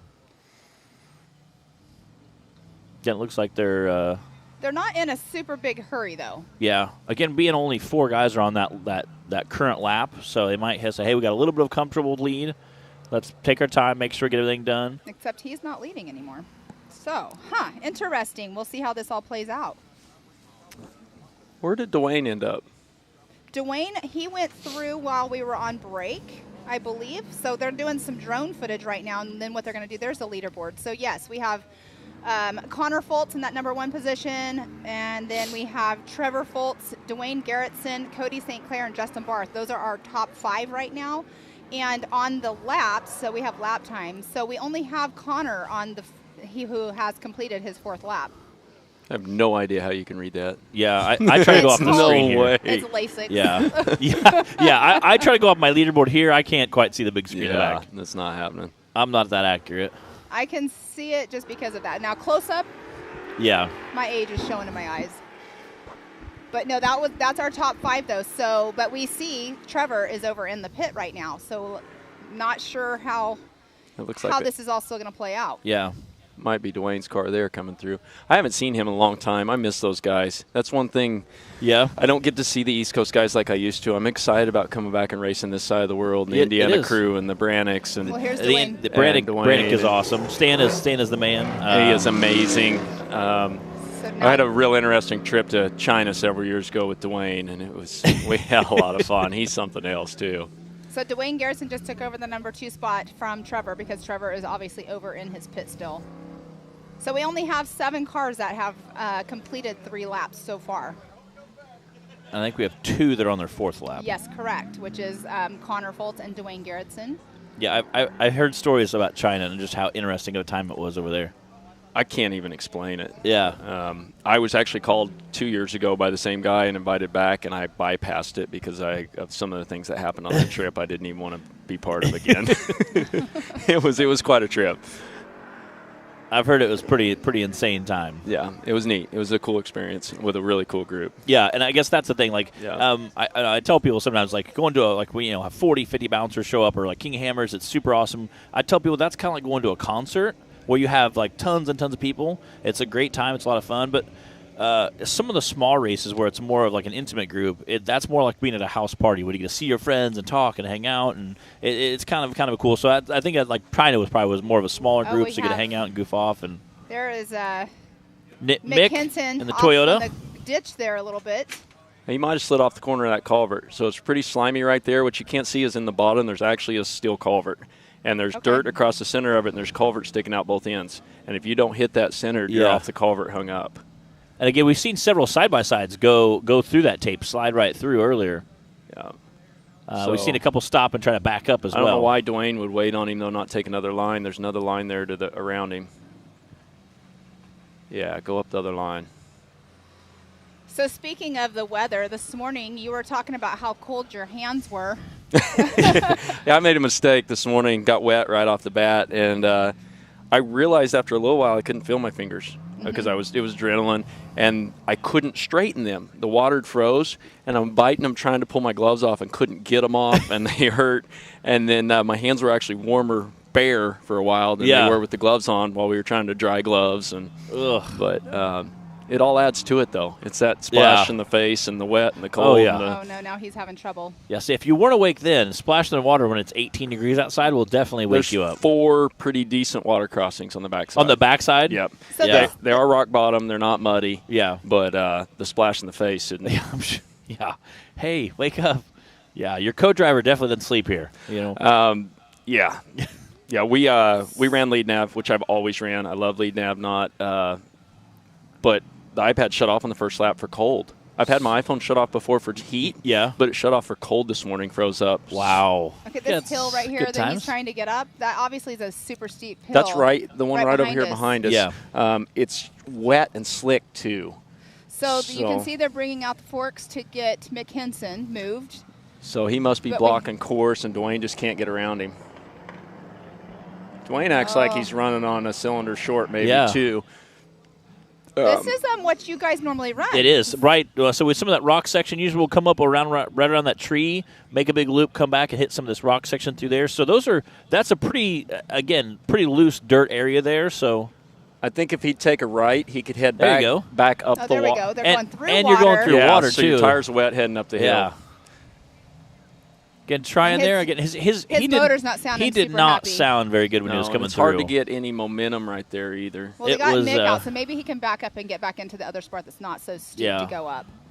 Again, trying to. You could hear it cutting in and out pretty good. Yeah, he's struggling on motor. Yes, he is. And I'm not sure if that's like, a clogged fuel filter or got an injector that's bad. Could be water. Yeah, we'll get some water in there, like sensor reading wrong. When you're bouncing through an endurance race for, hours at a time, you can have all kinds of things going. A ground wire goes bad, and magically the sensor starts reading a little off. And so several of the hills this morning, it froze hard enough last night that it was solid underneath, but they thawed a couple inches on top, so there was zero traction because you just moved the dirt down to ice. Yeah, yeah, and it was really tough to get any traction at all. Yeah, and again, like I said, running through here, you're going through water. Then once you hit dirt, your tires are all slimy, and the more water you splash up on there, the harder it's going to get. So this hill kind of reminds me of the hill at Crossbar where they were going up during nationals last year, or a couple years now. Yeah, at this point, I'd backtrack if I was him and go back over to that other crossing. We just had somebody come through. I believe it's Travis Forshee. He's over here in pit again. I'm not sure what's going on there. Oh, there we go. They got the hood off. He came in after the first lap, too. There was something going on there as well. It looks like he might be unbuckling. Yeah, steering wheel he's taking just his came helmet off. too. That's a bummer. That's unfortunate. Going to be running that top three front of the pack and have an issue. Kind of stings. And Dwayne Garrettson, there he goes. So you could hear his buggy cutting out from here. That is. And what laps? That is not Dwayne. Is that number? It's not either. I thought it was the whole time. Travis Forshee. Okay. Well, who's in pit right here again? I can't tell with the mud. That's just rough. I think that's Trevor.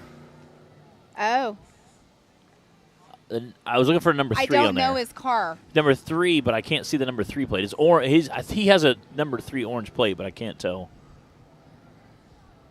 So that was Travis trying to make it up that hill. Okay, so at least he got up and over and. And what lap's the leader on right now? Fourth. They completed their fourth. Yeah, they're on their 4th lap. It's so hard to read these numbers. As you guys can see on screen, it's super muddy out there. It's in the open meadows where I didn't think it'd get muddy. Yeah. It's good. It's froze underneath and just the top's slimy. Yeah. Yeah. And I'm sure it's probably super slick. If we could get a drone shot out to some of the open meadows, it's like just ice skating rink. It's kind of fun. Again, once the big cars hop on it, I'm sure it'll be even more interesting. There was no grab on any of the corners. You could just slide. Yeah. Which is kind of fun. It was fun. As long as you're not clipping a tree, it's kind of a good time. It was wide open. That looks fun right there. Yeah, he said, no, it's wide open. Again, there's some of those wood section there. It looks like a pretty long, straight wood section. Again, we've had almost every racer or person we've talked to today like, this is a fun course. This is a lot of fun coming out and racing today. So, it's always a good time. Like I said, this is the 918 endurance race from MidAmerica. So it's good to see him get out there. That's the little section right before coming in here to the finish. It looked like it was a nice little uphill right there.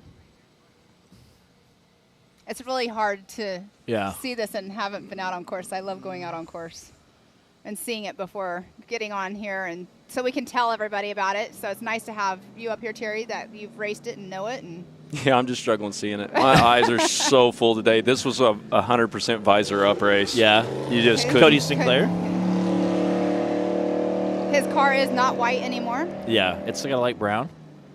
Yeah, I'm sure the dust is just, and at some point, if you get issues, you just it was frozen. You couldn't. There was I'm no okay dust. with mud on the visor because you can wipe it off, but it hit and then froze on the visor. It was like this thick of just icy mud. You couldn't get it off. That stinks. It should be better now. It's warmed up a lot since this morning. Again, Cody Sinclair coming through, and he's our last fourth lapper so far. So we got 4 guys on their 4th lap. So we're almost to halfway through the race. Yep, so we have in our first position, we have Connor Foltz. Second position, Dwayne Garrettson. Third position, Trevor Foltz. 4th, Cody St. Clair. 5th, Justin Barth. So Connor Foltz wrapping up at 16-minute lap, 16 minutes a month. So, again, really? right comparable with the side-by-side laps this morning. He picked up the time then because it was like 17:20 something 16:35 is what he just ran. That's awesome. So, again, he's trying to hammer down.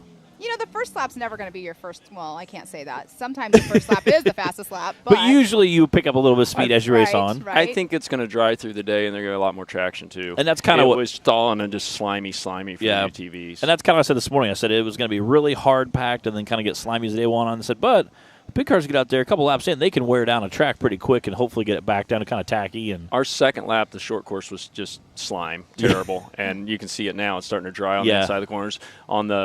By lap 4, it was starting to dry out on the short love that course. section there because literally the faster you go, the funner it is. Oh, that it's short so course much is fun. absolutely amazing. I'm going to come back and run a short course race here so bad. Yeah. So you can see the snow is still there. So, it's a little still chilly here. It is still chilly, but of the drone, the overall footage of the drone is showing how much it's melted already. This little rhythm section here is a lot of fun. You can just hop them. Yep. It looks like a we do that section there with the snows out. We go up and down that, and then we kind of go all the way down, come back, hit those big doubles, and then we hit the rough section for our finals last year. So it's a good time, a lot of fun. Some of the courses are brutal. Some can be a little less brutal, so it's not too bad. And then what he's hitting right now is a little step up that's an absolute blast.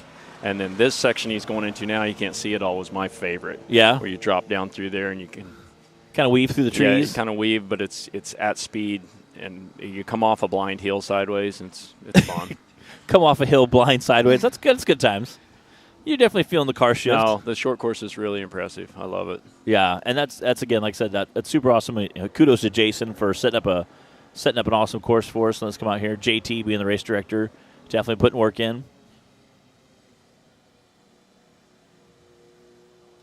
Yeah, it looks like a lot of fun too. Like I said, everybody entered today. So how much fun it was. And we only have 4 cars that are on the 4th lap. 4 cars currently on the 4th lap. So again, hopefully some of those guys that had issues can get whether it be fuel or tire change, can get fixed and back on it. But this looks a little gnarly right there. Yeah, there. they're calling that the knockout. I guess it's got something to do with you guys' bouncer area. Yep.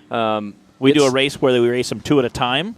We have raced as many as wide as 4 at a time, and that's a little different style racing. So if you get ran over, you get ran over. That's the deal. It's basically wide open. You have usually a big jump, and you come up and have several big ledges, and it is a radical vehicle violent because guys will run over each other and bounce off cars and flip over, and it's usually a pretty good payout for the knockout race, and it's a lot of fun. And the cool part is, when you win, it's like, March Madness. You win, you go to the next round. So you may have to do. That's why it's called knockout. Yeah, and you do 12 rounds at a time. Or you might have to, if you have enough drivers. It's bracket racing. Yeah, it's just like bracket racing, except you could get ran over and knocked out. It's pretty cool. It's a lot of fun, and it's always very violent to watch, which is kind of cool. And you kind of know that going in, so it's that section was not fun in the UTV because there was no. There was no good way to hit it at all. You couldn't. You had to slow down, just drag belly over it. If they were a little closer, where there was the possibility of doubling it, it would be cool. You might be able to launch over them. Yeah. But so our leader Connor Foltz just came through. Okay. So he's now out. That should be on his 5th lap now. Okay. So halfway through. Halfway through. Grand Prix finish. Whenever he finishes, the race is over. Everybody gets the checkers. And he was at a 17 something. It looks like 17:36, I think. 17:01. So just right over a 17-minute lap. How many 4400 cars did we end up with? 15, I think. 15. I qualify. This is our qualifying list. I think we had 15 total. Okay. I was kind of curious between the weather, not being a points race, how many would actually come, especially since we're racing Moab in a couple weeks. But it's good to see some turnout because it's such a fun course. And again, I know the Texas guys all kind of showed up because it's a little bit closer for them. And they were already planning to come here for the race that was canceled a couple weeks ago due to weather. Quentin's out here, Flying Q Motorsports. He's not too far away from here. It's just a bummer that it turned out with the cancellation with the weather so close to Moab. It just makes it hard on prep. Levi coming out. He's a little farther away from here, but Levi's about 6 hours. Levi and I actually grew up right beside each other there in Kansas. Yeah, so that's not bad. That's about how far it is to my dad's. Okay. That's what's good, though, about this not being a points race, because if there are teams that are not going for, West Coast points, why not come race here? Yeah. Because now you have plenty of time to prep your car for the East Coast race, and it's just seat time. Yeah. Come check out the race, the MidAmerica if you haven't been here. Yeah. So. Oh, it's well worth it. I won't miss one here. Again, wait till the summertime when there's the pool and there's concerts. I promise you, it's insane.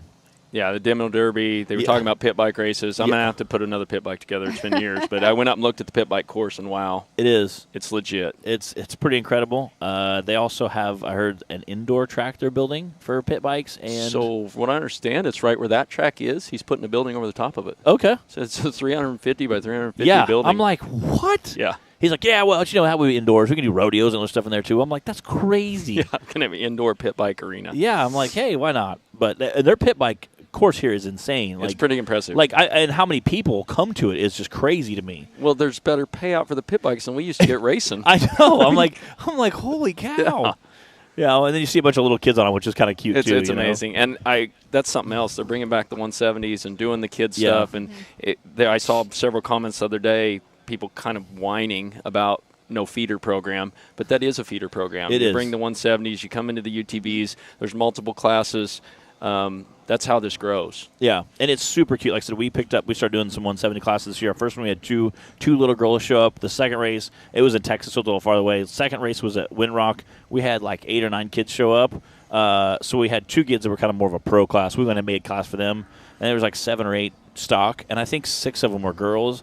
And to watch them all standing there, they had their own little drivers meeting, so watch them all stand there in line, just looking. Yeah, it's amazing. It was the cutest thing ever to see them all just stand there listening, and they're looking at mom and dad, and sometimes they'd ask questions. He'd look back and they'd be like, yeah. So and then all the dads of them got at each corner because it was just kind of like a big figure 8. So they took all the dads and kind of scattered them out, and all the dads stood there for all of the racers, just kind of help them all go around the corners, And we had them as young as 6 years old, and it was super cute just to watch them all try to go around the thing. And dad's no, the other way, no, it made you, you kind of felt a little bit, like, wow, this is so neat to see. This is like kind of the heart of the sport, That's what it's about. And when you can involve the family, and that's what the sport is family. Right. That's my I've said it for years. If anything ever actually happened, and it did to me, to where you needed people. Yeah. More of my friends from this sport showed up than my actual family. Yeah. And this is my family. Yeah. It is really impressive how tight this group is. Yeah, it's cool. And like I said, again, I know that, we see it in our series. A lot of guys drive long distances, and I would compare it to like Ultra or like, King Hammers. We all drive long distance, a lot of races. We haul our stuff there. So if I need a $2 bolt, okay, here's a bolt. I don't care. The trailer's unlocked. Go get whatever you need. I don't care. Because I would hate to see a guy travel that far and not be able to race because of some little tiny thing. Or a $2,000 part. Seriously. We've handed out stuff, and you go get stuff, and you send it to them the next week, and it's family. You want to beat them on course, not off. Yeah. And like I said, some of our guys at Prix are kind of the same way. I would hate to beat you because of a technicality, because technically I didn't really beat you. You just lost, Exactly. I want to straight up beat you and show everybody that I straight up beat you when both of our cars ran amazing. Yep. So, it is kind of neat to see that kind of camaraderie, in the off-road sport and in the community. So, I like to see that, and I've seen that. Obviously my series as well as Ultra 4. See that kind of camaraderie. Guys really stick together. Again, like even in teams. Like we've seen like Zandy and all those guys. They have a huge race team where they all help each other work on cars. I've seen at pits before. A dude just pulls into some random pit, and he's like, I need gas and a tire. And they're like, okay, well, we got this. Will work? Yeah. They just, yeah, exactly. I've taken parts off. I took an axle out of Marcos Gomez's car last year at Sledgehammer in the middle of the race to put in my car because he was broke, and then we took more parts off of his car to put on JP's car while we were sitting there. And we just parted out a car on the side of the mountain to help us all finish. That was the UTVs, right? Yeah. Yeah, I remember. Was there like a little, hey, this person's going to get this part and this person's going to get that part? Yeah, we had a powwow. Yeah. It was like a little bidding war. And we had a little rock, paper, scissors. It's like, all right, who's going to finish? Who are we going to help here? Yeah. It's super cool. I remember seeing the picture last year, King of Hammers. You're over there like helping dudes at winch. Like, hey, well, I'm not going anywhere. Might as well, it's super cool to see that, It's a team effort, and you want to see people succeed. Yeah. I mean, if I can't win. Yeah, at least help somebody else win, It's super neat. I don't even remember who pulled up. It was like his back door, pulled up and just threw the cable, and you, hooked it around a rock. You're like, all right, come on in. Like, it's good, Is that your Thor picture? It is. Not even going there. It is. It's just, and it's super neat to see that, I've seen Shannon do the same thing, be like broke down and be like, all right, well, what can I help you with? I've seen Waylon do it, yeah. Well, like I was talking about earlier, I don't know if it was when you were in here, but Levi Shirley this year when he blew his transmission, I mean, what did he do? He got out, and every single car that came into the pit, if they were working on it, he was right over there with them working on it. Which is super awesome to see. I've raced literally all over the world with Levi. We've had a lot of fun. You were telling us a little story about one of them, cold races. Oh, yeah. The coldest race I think I ever raced was in Wales with Levi. It was King of Wales several years ago.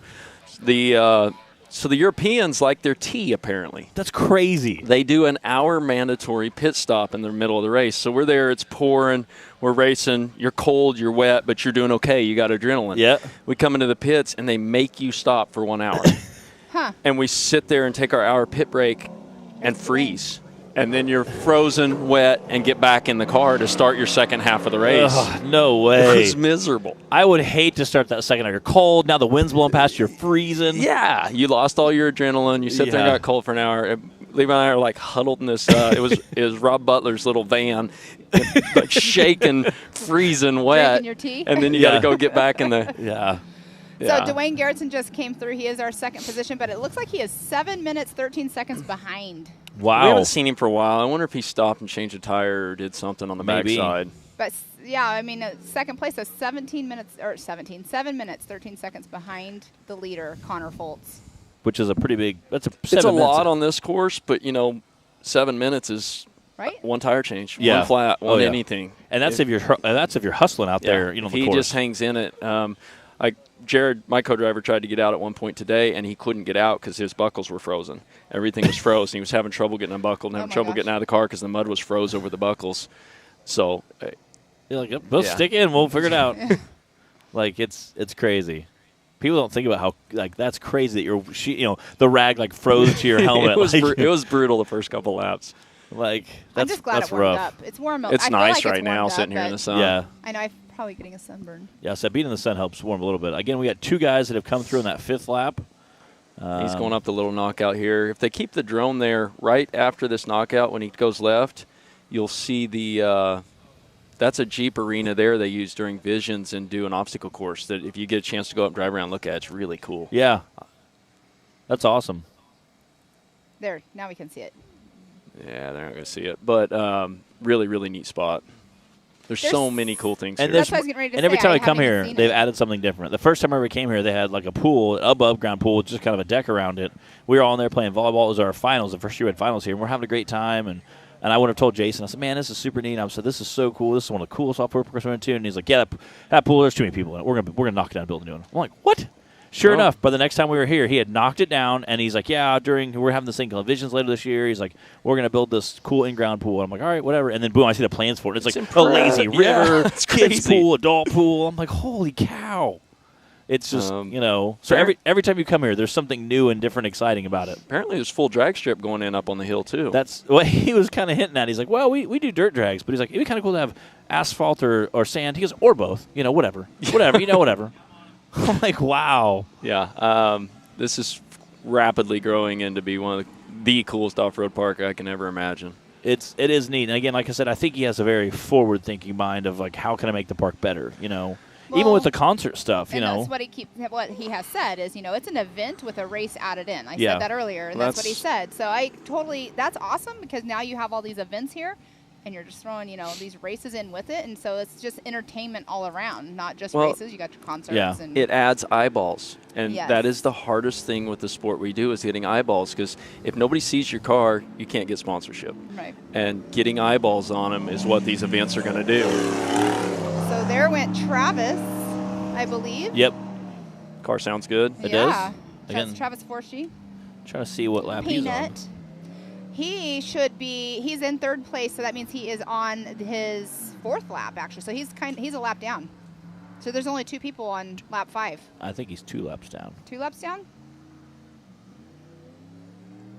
Again, he's running the 4,800 Legends class. So Connor Foltz, Dwayne Garrettson are both on their 5th lap, and then Travis just came through on 4th. They said in the driver's meeting we do have a rule change for Legends now with the combination. Yeah? They are going to allow rear engine. Okay. That's what I keep, hearing a push for that. No, that's kind of cool. It is. JT said it in the driver's meeting that rear engine is allowed for 4,800 now. Okay. Which I believe is a good thing. The Legends class, I ran it several years ago, and it was designed to be for our retired 4,400 cars. I mean, the cars that Brian Shirley, Levi, and I had triplet cars that were Sniper Fab cars back in 2011. And Levi's still running his in Legends. And at the time, they were super competitive. And now they're just not with the changes in technology and the stuff. But that's what that class is supposed to be. And there's rear engine cars now in 4,400 that aren't super competitive anymore. No. And if they're allowed to step down and still run what you have, it makes sense. And for our viewers, what's the difference between a 4,400 car and a 4,000 car? One shock off. Single shock per corner. 30. You want to do a 37 inch. Okay. I believe it's 37 DOT. I don't know. I haven't raced it in a few years. And it used to have to be front engine. Okay. And the 4,000, again, like I said, it's mainly for, they call it a Legends class. It's a retired 4,400 car. So, in theory, any 4,400 car could technically race that, just take one shock off and drop down to a 37. Yeah. People are building full Legends cars now from scratch, which it is a slightly more affordable class. Yeah. You're not getting into the high horsepower motor, some of them are, but that is the goal, is to have some more entry level racing. That you're have to. Just a little bit cheaper entry fee, I think. There's some other. Again, like I said, you're not necessarily competing against all the big dogs. That 4,400 class is super competitive, and there's some guys that got pretty good money in cars, huge horsepowers, and guys are making literally tweaking. I mean, there's guys I haven't seen it yet, but I have no doubt that we'll see guys taking them into like wind tunnels and making them more aerodynamic in the future. Like, it's crazy to see how competitive that 4,400 class has become. It's the pros. Yeah, it clearly. That's it. I mean, for this sport, for what we're doing, and not only that, the evolution that has come out of that class for the rest of motorsports. Oh, I mean, years ago. First time Shannon and I raced Baja in the Class 1, his four-wheel drive Class 1 he had, it was a big deal. Everybody's like, oh, you got four-wheel drive, it won't finish, it won't last. We did really good a couple years in a row overall, and now there's, the Mason four-wheel drive truck's the one to have. Mason's created amazing technology on their own, but a lot of that technology of the proving that you could do endurance racing with a four-wheel drive came from Ultra 4, came from 4,400. And we still, in the rock bounce community, we steal stuff from Ultra 4 all the time. I mean, it was kind of cool to see. I mean, Stan Brandt came out with the aluminum trailing arms. He made one for Timmy. Timmy kind of made sure to kind of prove that they're bulletproof, indestructible. You can beat on them. And now this year at Cameras, I was walking around, when everybody's lining up for tech, and I'm seeing a third of the cars had aluminum trailing arms on them. There's not many cars out there that don't have some Brannick parts of some type. Oh, yeah. I just meant the aluminum trailing arm. Yeah. I saw so many cars with aluminum trailing arms this year. And obviously, Brannick, you could see him when he posts pictures. There's like 6 sets laying in a row. You can see the guys pumping out a lot of those things. And it's kind of neat to see that for so long we have stolen tons of stuff. It was kind of neat to see Ultra 4 kind of start adapting some bouncing stuff just because and I tell people all the time, hey, we only steal your good ideas. We're only going to take the good ones, you know. But it's just neat because, when you look at an Ultra 4 car, it is kind of the Swiss Army knife. You can take it dirt, sand, rocks, trees, trails, doesn't matter. And it played on pavement. And it does. Yeah, Lauren Healy out there, doing donuts and with Vaughn and out there getting crazy. And you can kind of see that you can take that anywhere and have a ball with that car. So yeah, they're very impressive. Speaking of Brannick's, that's one shop that I'd love to see. I've still never walked through there. I know it's a total family affair, and the whole crew's in there working and family and 15-year-old grandson is taking reins now of the car. I want to put that one on the recommended list for a shop tour that I want to see on video for whatever channel this ends up coming out to. And they have sponsored the EMC before too, especially with, like I said, the stock class. They try to help out a lot of guys. I know they sponsor a lot of cars as well, whether it be partial sponsorship, full sponsorship with parts and stuff. And I don't think there's anybody on the lake brother who doesn't know who Brannick is. No. If not, you'll know really quick. And Stan's one of the nicest guys. Anybody come in his pit, hang out. I'm in Illinois, Central Illinois, so they're not too far from us. So that Team Indiana crew is pretty good guys. And and probably the best Bloody Mary on the lake bed. Without a doubt. I could imagine.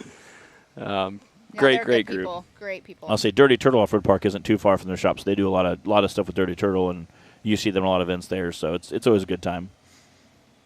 Haven't been to Dirty Turtle in years. I've never been there. It's a pretty neat park. It's pretty good. Got a fun little short course. Yeah, they have a really small short course, and then usually they'll add some wood sections in it, so it's kind of neat. I'm really excited to be going back to BFE here in a few weeks. Yeah. Oh, that place is amazing. There's so much potential there we also haven't tapped. I've trail wheeled there a lot. Robert that owns Area BFE is a friend, and it's just an amazing property. They don't have near the facilities because they just don't have the room. It's going to be a little crowded on vendors and all of that, but it is what it is. But from a racer standpoint, the racing there is fun. Yeah. It's hell on tires. Yeah. That's what I've heard. But that adds something, too, because you got to pay attention to what you're doing. You got to have some tire maintenance. Yeah. That's what we were, Miles and I would always talk about, is because the tires, every time somebody would come in with a flat, it was the same one. We're like, they have to be hitting the same dang rock or something. But it was always the same flat. So Area BFE is definitely a place that I haven't been out into, but the course alone. You need to. Yeah. I need to do a lot in Moab. I have never gone wheeling there. Yeah, I know. I've never wheeled there, and I'm really excited to go out there in a couple weeks. So I'm like, I want to find somebody that has a side-by-side, just go hit some trails and have a good time. And we can do that. Yeah, I want to so bad. It's like Moab has been a bucket list thing for me for years. Have you ever been there at all? No. Oh, it's beautiful.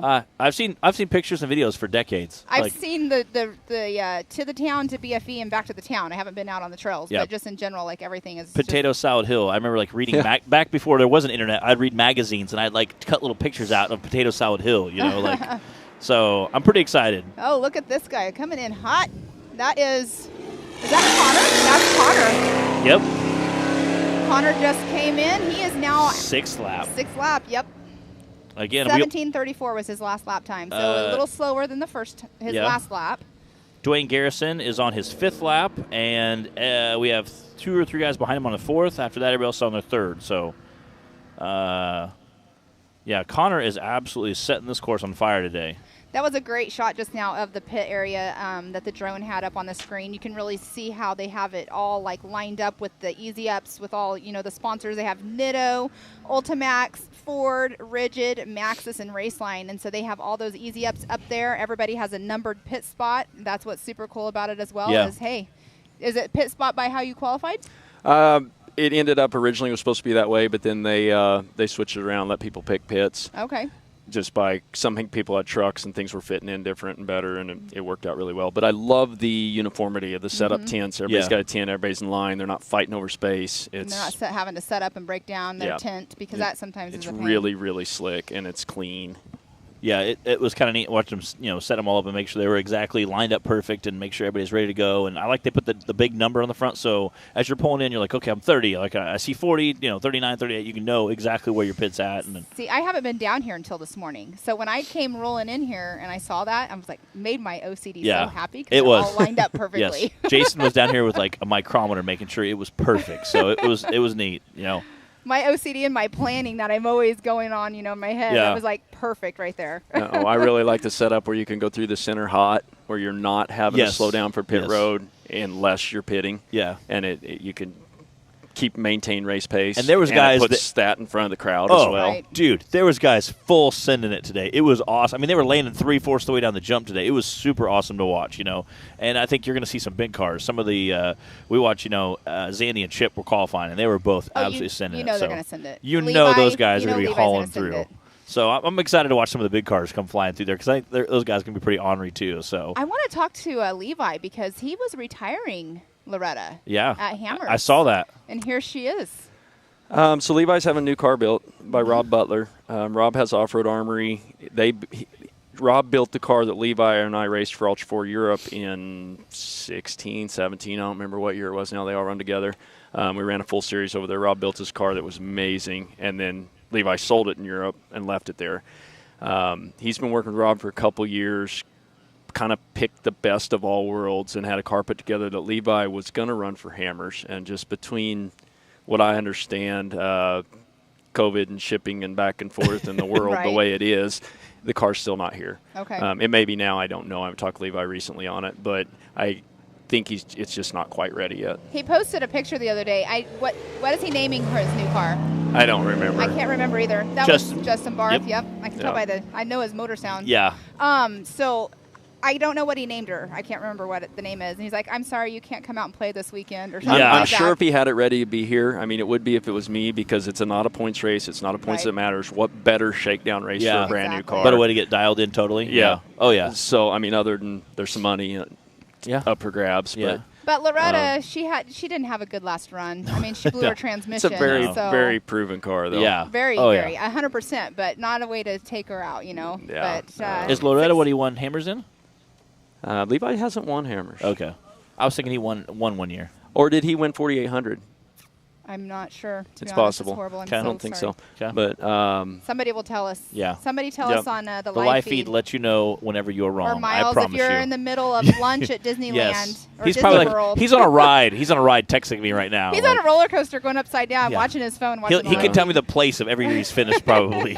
He's awesome. He knows this stuff like the back of his hand. Levi's been very close a few years. He's definitely a contender. We were close a couple years when I was with him. I raced 3 or 4 Hammers with Levi. Yeah. Just dumb stuff, Yeah. It's Hammers. And I tell you, look, that's $2 bolt. You can break a $2 Yeah. bolt and end your day. Let's see. I'm trying to look up the name of his Yeah, new he's car. never not a contender. Yeah. Jed Harper tuning in there with us. What's up, buddy? Colleen, Ethan Martin, other side-by-side racer. We always ask cool questions like, what's the fastest time you'll be there? Where are you guys tuning in from? And it's neat to see all the different places, all the countries tune in from on the live feed. It's super, super cool to see. I mean, there's people all over the world watching. And then you have Jim Martison, who's actually in the States right Yes. now, but announcing at a different race and having him. Him and Ricky are down there at the Yep. Mint. I was struggling with that. I was supposed to be at the Mint, too. And I just flew in from there yesterday. this rescheduled on top of it was it is what it is. It's a bummer, but that's good for our sport that there are options. Yeah, and yeah. it's neat to have to pick. But, but you just hate to see that the two big races kind of fell on the same Yeah. weekend. It kind of stinks, but Say Levi won nationals one time is something I'm getting. Okay. Alan Hitch O'Neill is chiming in here. okay. oh, he's won nationals, but I thought we were talking about Hammers. Yeah, I was thinking he won. I was thinking he won Hammers 1 year, but maybe it was just He's nationals. been really close. I know he's been on the podium. Yeah, maybe that's what it was. I was thinking with Loretta. I was thinking it was with Loretta, but Alan always gives us information every time during races Yep. on messengers. Shelby St. Clair, what's up, buddy? Yeah, rescheduling kind of stunk that they rescheduled the race, but it was ended up being a way better thing because definitely. I had seen a lot of I knew again, like I said, we're Illinois. I was like, oh, it's a storm, no big deal. We have ice all the time, or we have snow all the time. And then I saw how much ice they had, and I was like, there's no way you could have got semis in here. No, way. I came in my chase truck in 4-wheel drive with the trailer and struggled getting in. I don't know how And you got big vehicles in here. got here and stopped, and then I stayed for 2 days because I didn't want to leave in it. It was bad. Yeah, and again, like I said, when you start posting, I seen the train. I knew it was Disney, and I was like, man, it was just like one big ice glacier. I was like, there's no way they got big trucks and trailers, and then you had big trucks sliding around. It would have been safe here, much less trying to get here. So it was a good thing it canceled. Unfortunately, that had to, but. That's nothing anybody ever wants to do. That's a hard decision. Yeah. But I believe they made the right call for Yeah, everyone. I mean, I totally agree. part of the 100%. interstate was shut down. Yeah. That's just what was best. Yeah. Yeah, And that was tough. That was a tough. I know. I was just like super excited to watch it, and then I'm like, oh. Yeah, it stunk to head to, but again, like safety things. If anybody had seen your Instagram, like It was so icy. It was crazy. Yeah, it wasn't a matter of racing the course. It was a matter of people getting here. Yeah, again, when you're talking about a semi and like a 40-foot enclosed trailer, there's almost no way to get that in when there's that much ice. No. It won't even get up the hill, much less pull in the park, you know. Well, and the Truetts were on their way here, and they got a call, and they're like, turned around. Good thing they weren't too far out of I'd town, seen Chip had posted a picture that morning, I think on the Thursday before, and he had posted a picture because Clyde called me and was like, yeah, they're going to have to cancel it. He's like, I'm on the phone. He's like, I've talked to Jason 3 times a day, and he's like, they're going to have to call it. He goes, hates to, but I was just getting ready to leave Illinois and head this way, and I after shut everything down and packed everything, looked down, and Chip had posted some pictures, and it was like snowing and headed, either headed here, and he said it was just such icy conditions. No, I was at Tulsa when JT called me, and literally only one on the highway in 4-wheel drive, plowing this way with the trailer. With a trailer. And he's like, how bad is it? And I'm like, it's bad. It's 20 mile an hour bad. Yeah. Yeah. Well, coming back or getting picked up at the airport yesterday on the way back, there was a couple ice spots we hit. Yeah. It wasn't. Yeah, I'm sure it was in a 4-wheel drive truck with a trailer. It's still sketchy, I'm sure. Yeah, it wasn't good. So I wouldn't have wanted to be in anything else. Yeah, especially it was the right call. Big semi, a big trailer, something like that. I don't think it would have been safe. So no, that was definitely the right call. I mean, you don't want to, have the racers, wrecking their vehicles on their way here, trying to get to the race and whatnot. So it's definitely was a right call. Unfortunately, we cannot control Mother Nature. Yeah, we can control a lot. That's one thing we can't control. Obviously, I mean, look, she tried to take us out again this weekend. I think there's a lot of learning going on here, which one thing JT and Jason have proven is they're going to listen and learn and evolve. And I believe for next year there will not be a race here this early. Yeah. And there won't be a race this close to Hammers. Give us a little more time for prep and everything, which is all good. Especially being Hammers is such a long, violent race. You really need to almost rebuild the whole car. I mean, at least bolt check everything really, really good. There's Dwayne Garrettson. It's not just taking panels off and checking stuff out. It's a more labor intensive quote unquote bolt check after Hammers. And it's not even that. It's the family aspect. I mean, you're on the lake bed for 2.5, 3 weeks. Yeah. And then it might be a 4-day drive home across the country. And then you get home. The last thing you want to do is prep your car to be somewhere in a week and get parts. I want to see my family and take a day off. Have a day job. I mean, some people take off, work to go. Yes. Yeah, and then you have a day just job. spent your vacation, then you want to leave again. There needs to be a little break after the long ones. Yeah. That's just the way it needs to be. Yeah, and I agree. Like I said, if nothing else, just for turnaround time for getting parts, trying to put everything back together.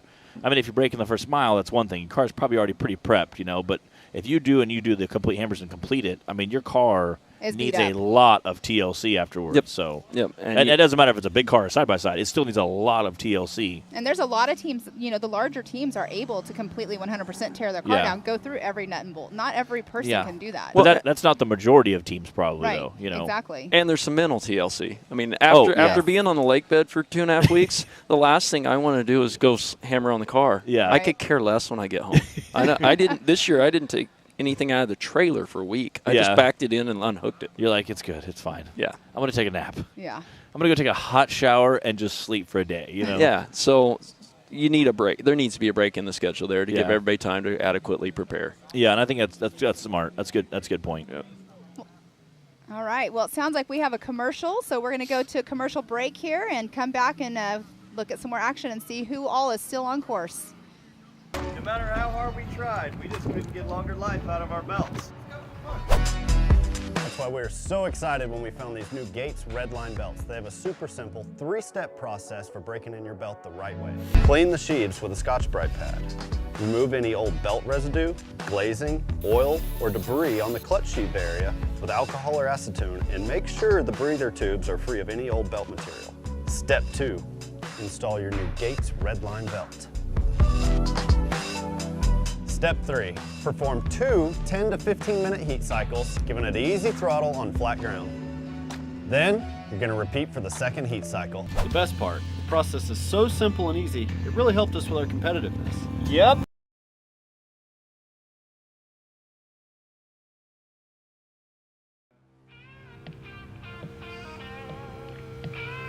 Your usual, sir? Please. The sound of a 1000cc turbo engine cranking at 8,000 RPMs just got better.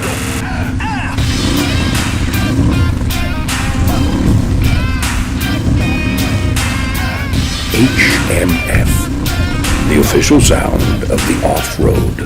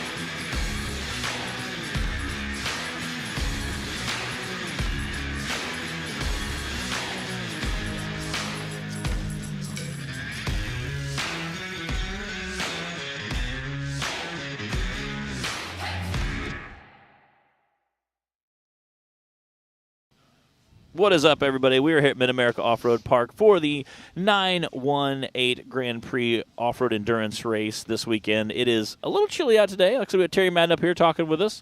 We have our EMC class out there right now. We've had slowly about once every 20 minutes a guy drops off. We have a couple guys who I don't think are on track anymore, and we have a couple guys who have fallen back a little bit off pace. And we got 2 or 3 guys out there that are still trying to set this course on fire. We'll see our leaderboard here shortly, and we can kind of check it out.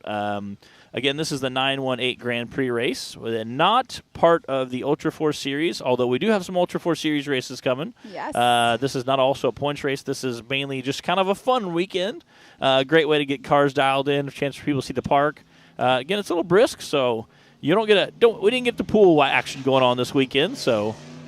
45-14. That's Troy Digby that just went across our line. Okay. So we do have how many on course now? Let's see. We have our leaderboard up right now. So we have Connor Foltz in that number 1 position, number 46. And then second position, the 26 of Dwayne Garrettson. Those are the only 2 out on lap number 6. And then in third place, the 417 of Justin Barth. And then we have fourth place, Trevor Foltz, and then the number 3. And then fifth place is the number 23 of Cody St. Clair. So we only have 2 people out there on lap number 6 at this time. And we only have 2 people on lap 5. And then Shelby St. Clair is on lap 4. So, I mean, again, a couple of those guys have dropped out. It looks like Henson's out. And then we got a few guys that are down there, down a few laps. So yes, we did see McKinson over here right behind us. There was an area that working on. Sorry, car coming through. Yep. So that was Connor Foltz that just came through. He is our leader right now, unofficial leader, and he is now out on lap 7. Wow. So Dwayne Garrettson, I believe, was about 17 minutes behind him. We'll see that now. So 19 lap time. Well, there's a 17 lap time. So we should see Dwayne coming through here in just a little bit. I say Dwayne and Justin I think are both about 18, 19-minute roughly laps. So I know Justin is down 1 lap, so we'll see where that puts him out. So we have lap counts up there, and then we have their lap times. So it's saying Dwayne's a lap down right now, but let's see if there's a time gap. But there definitely is a little bit of attrition setting in out there on course today. Quickly is. And you were saying McKinson, so right behind us earlier, I totally went off whenever Connor was coming through, but there was a dip right there, and I'm not sure if something happened to his car when he went through it, but they ended up having to tow him out of that area. I saw them heading over with the forks on the inloader. Yes. Anytime you see an inloader heading over, that doesn't necessarily look super great. So it's not super exciting. Yeah, exactly. It's not, especially if it's your car getting towed out of the ditch. So I'm just trying to see what we can figure out for that, but. So it looks like they got him towed off course. Unfortunately, I haven't seen him make a lap in a while. And again, I think if you're, I'm not sure what this. A lot of times, if you receive outside help, you're automatically out of the race. But if it's a safety issue, and again, I know that that was kind of the narrow part where all the cars were going through. So if it turns out to be a safety issue, a lot of times they can go ahead and they'll pull you out of the way. Just mainly that with traffic, you don't impede traffic for the rest of the course. Right. So a lot of times they'll pull you out just mainly as a safety issue. And if it's a track official or something, there is some provisions for that as well. So again, it may have been that case, or he may have just said, "Hey, listen, we're clearly broke. Pull me back. We'll get it loaded on the trailer, and not a big deal." So exactly. But, yeah, there's definitely a lot going on where we started with, I believe, 12 vehicles in total, and we only have a few of them still out running on course right now. So again, it's setting in. 2, and only 1, I believe, on our last lap. Like I said, don't think Garrison's quite started that last lap for him yet. Well, Connor's on lap 8, or 7, so 3 more laps to go still for them. Yeah, before the checkered flag comes out. Yeah, he's on lap 8, and then Garrison, I don't think he has started his lap 8, so he's on lap 7. So, and then we have several guys behind him that are 1 to 2 laps down. Right. So as long as Connor stays consistent of where he's at right now. Right now, it's like you need to think about: should I keep going at it, or should I just play it safe? Yes. I know I'm in the lead. Let's just be safe, keep consistent, back it down just a little bit if need be. And he probably, honestly, he could right now. I think he is going quick enough. I think he could probably take some time and, just set a nice, easy race pace. And yeah, because he definitely has quite the lead right now. Yeah. But at the same time, if you're in that race pace mode, it's kind of hard to if you're in that race pace mode, it's kind of hard to come out. And again, his team may not have communications with him. The radio system could have gone down. He doesn't know. He thinks that guy's right behind him, so he's trying to push really hard. Yes. He's still running 17-ish minutes a lap. So you hear that a lot too. Oh yeah. He's like, I thought he's right behind me the whole time. And you find out, what's up, bro? You find out You find out that the guy you thought was nipping on your heels was not even close to you. Exactly. He was broke 10 miles back. So right. That's when it's bad you don't have that radio communication. Sometimes people are get so in the moment they forget to put their antenna on. Something as simple as that and not have radio communication when they get so far away. What's up? What's up, dog? Clyde's back there eating some wonderful dark chocolate they're munching on. It's okay. It looks like one of those world famous chocolate bars that you buy from the kids that are selling them. Oh yeah, it is. That's good times. He's like, hey, look what I have, and you guys don't. We try to come prepared with our snacky snacks. Here, I have my apples and mango bar. I'll trade. Yeah. Can we trade? Tradesies? Yeah.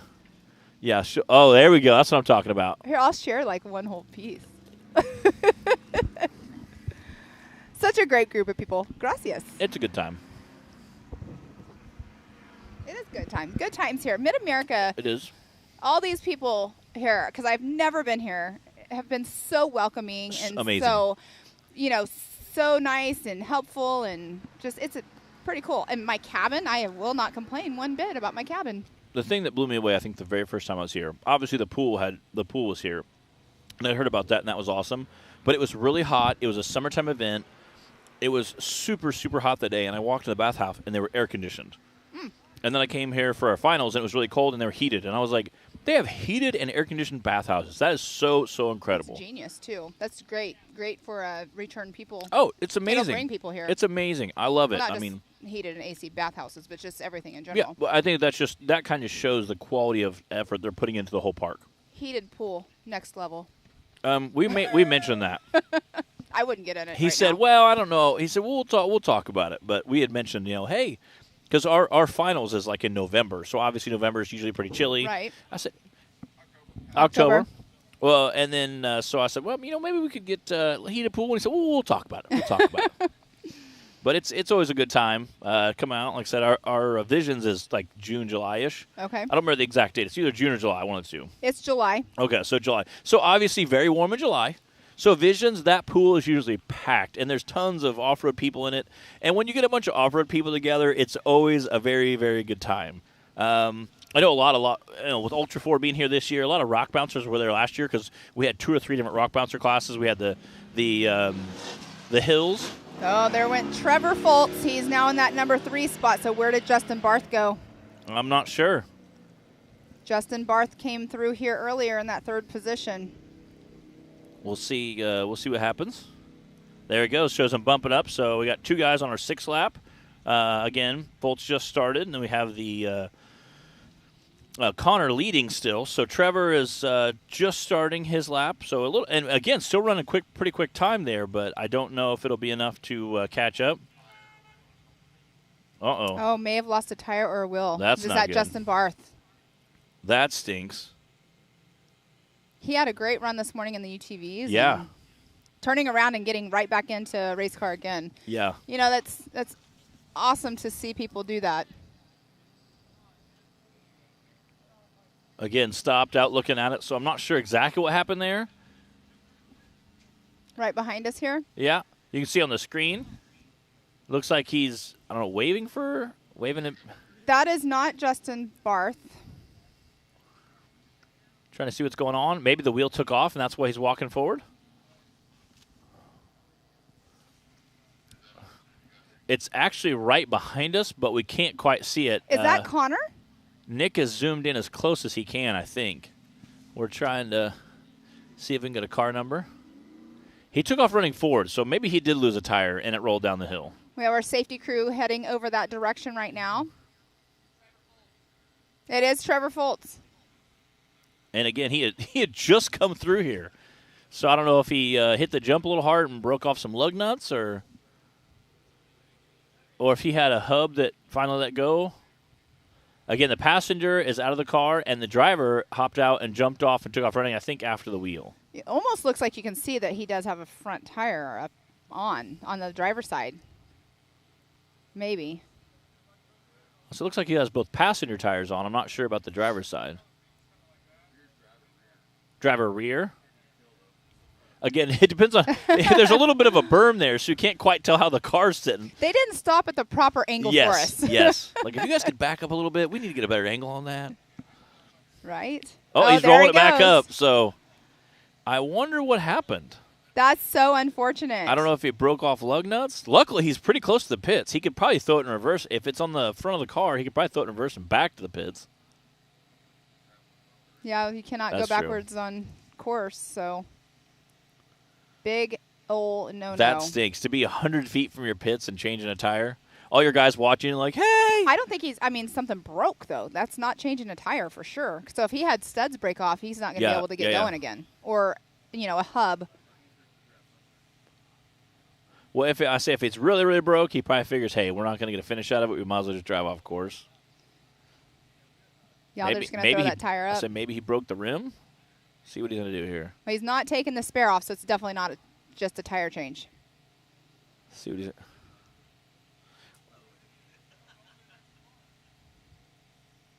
I'll say we'll see. He's moving. See what he does here. We'll know here. Well, we might not know. He might just drive straight to his main pit. Yeah. Car's moving fairly quickly for not having a tire and rim on. Looks like it's the rear that's gone because you can see he has both front tires. So he's just dragging that left rear trailing arm right now. That's got to be good on the brakes. Yeah.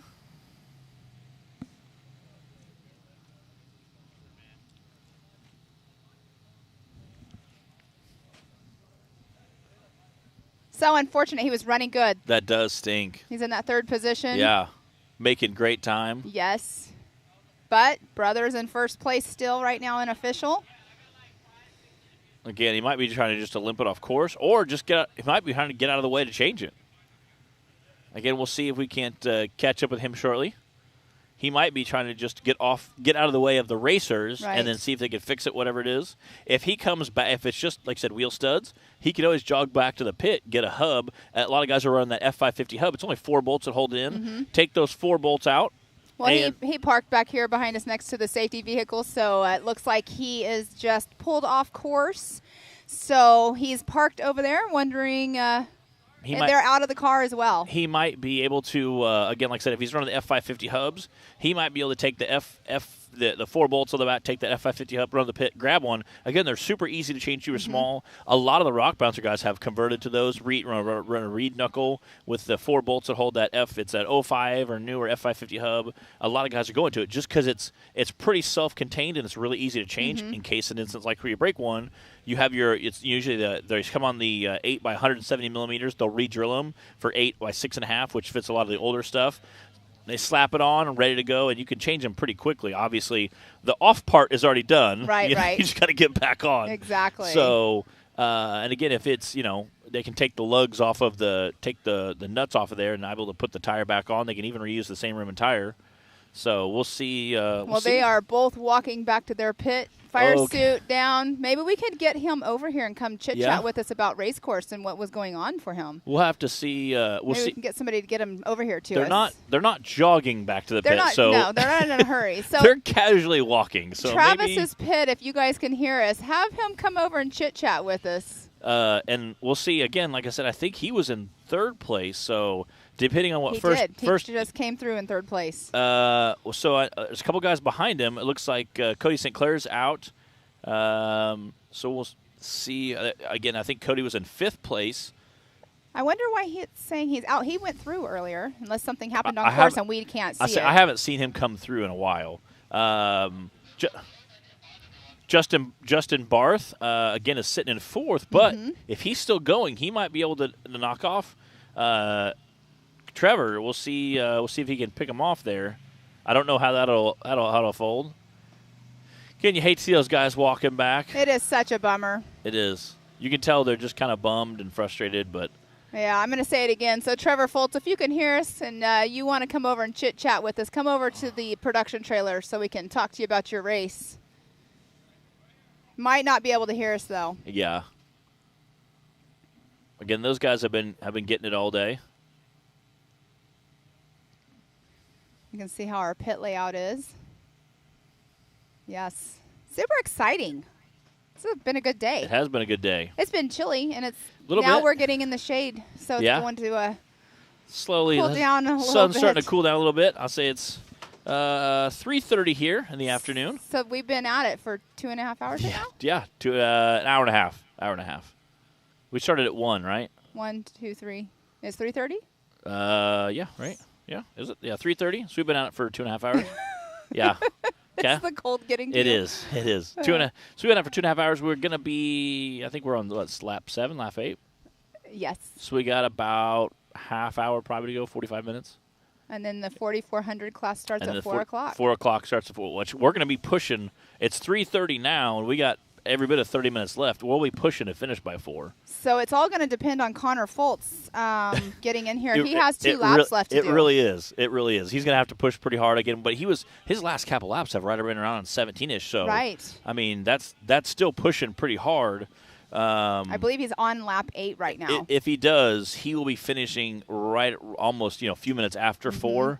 So we can always push those guys back to 4:30 if need be. Well, here's Dwayne Garrettson right here with the. All 4 tires are aired up, so maybe he's just going to do a splash and go. Maybe. Because he is running in that number 2 spot right now. Hi. Mr. Trevor's coming over here. Awesome. It's awesome. Come on up, Trevor. Tough deaf day so far, right? Yes, it is. Thank you for coming over here. No problem. I know it's difficult when you have something going on. You were running so good. So you were running in that. You just came through in that number 3 spot. What happened? So how's it going? So to start the day off, race course, I love it. Yep. Well, everybody has come up and said they love the course. They've had so much fun out there. I can believe that. So what happened was earlier in the day, I rolled over on the hillside right behind us here. Really? Oh my gosh. Yep. We got the car turned back over. We just came through here on this last lap, and I broke all the studs on the unibearing. Wow. Well, it just talked about. Are you running the F550 unibearings? Yeah, on the Spider Track axles, yep, yes, sir. Yep. And we talked about. I said, well, if they broke all the studs off and you have a spare unit bearing, you might be able to get it changed and go back out. You're currently sitting in 3rd, I believe. So if no one is 4th place, I think Justin is still out there. Jason Barth.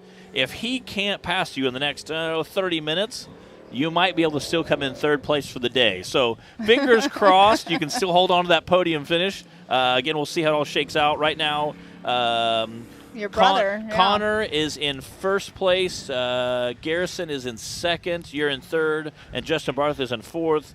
Cody St. Clair is out, but he's in 5th. So I think we only have one guy, I think, at this point that could knock you down. But at the beginning, you came through in the number 1 spot. Yes, I did. So we actually had a little bit of malfunctions with electrical today, too. Okay. We hit a water hole, and the whole car lost power. Oh, wow. For about 5 seconds. And that was just enough time for my brother to make a new path and get around me. Oh, the brotherly love on race course. And I like it because he did not nerf me at all today. Hey, I appreciate that. You appreciate that. Yep. But I did just find out when I came back over, he has a 60-gallon fuel cell in his car. Yeah. And he is completely out of gas. Ooh. Oh, no. Where's he at? Mile marker 6. So he's stopped right now? He stopped on course. Oh, wow. That's going to shake it up. Yeah, Definitely. again, like I said, we have, it'll be interesting because in the next half hour, we'll see how it plays out. So. You said 2 miles from here? Just 2 miles, and his co-driver is very in shape, so he's going to be running. So he's going to run in and get some fuel in. Yes, ma'am. Wow. So he's going to run in and grab just a couple gallon gas can. But how big is his fuel cell? 60 gallons. 60 gallons. He burned 60 gallons in 8 laps? That's like 8 laps. That's like a 55-gallon drum plus a 5-gallon can. He burned all of that in eight laps. That is probably why Dwayne Garrettson just came in and Oh, fueled. I'm sure. I'm sure if he heard that on the radio. Now he's in number 1. He'll be in 1st position. Yep. Wow. When he cuts by Connor, he'll be in the number 1 position. Wow. Man. And again, like I said, we'll see. See if how that shakes out. If he can go ahead and knock him down, get one more lap in, before Connor can, it'll be interesting to see, how that works out. But wow, that's interesting. Yeah, it is. Yes, it is. So your season, are you planning to run like an East Series or? So we are planning on running the East Series at Rush, AOP. Crandon is about a 14-hour drive, but we're going to try and make it this year because previous years we haven't been able to make it because of money and work, and can't get off from what pays for all this. Yeah. So. Right. We were that just whole discussing that. 40-hour work week takes a bit of your schedule out. You know, Yes, it's it does. it's kind of rough. You know. Mm-hmm. What'd you think of the course so far today? It actually got really good throughout the day. It dried up. There was no water besides in the creek crossings. Yep. It's very fast. I think our average. Here he is. Sorry to interrupt. Yep. There he is. Running. Jogging through. Yes, he is. Can we get a drone on that guy? That would be super cool. He's like, hey. Oh, he just stopped.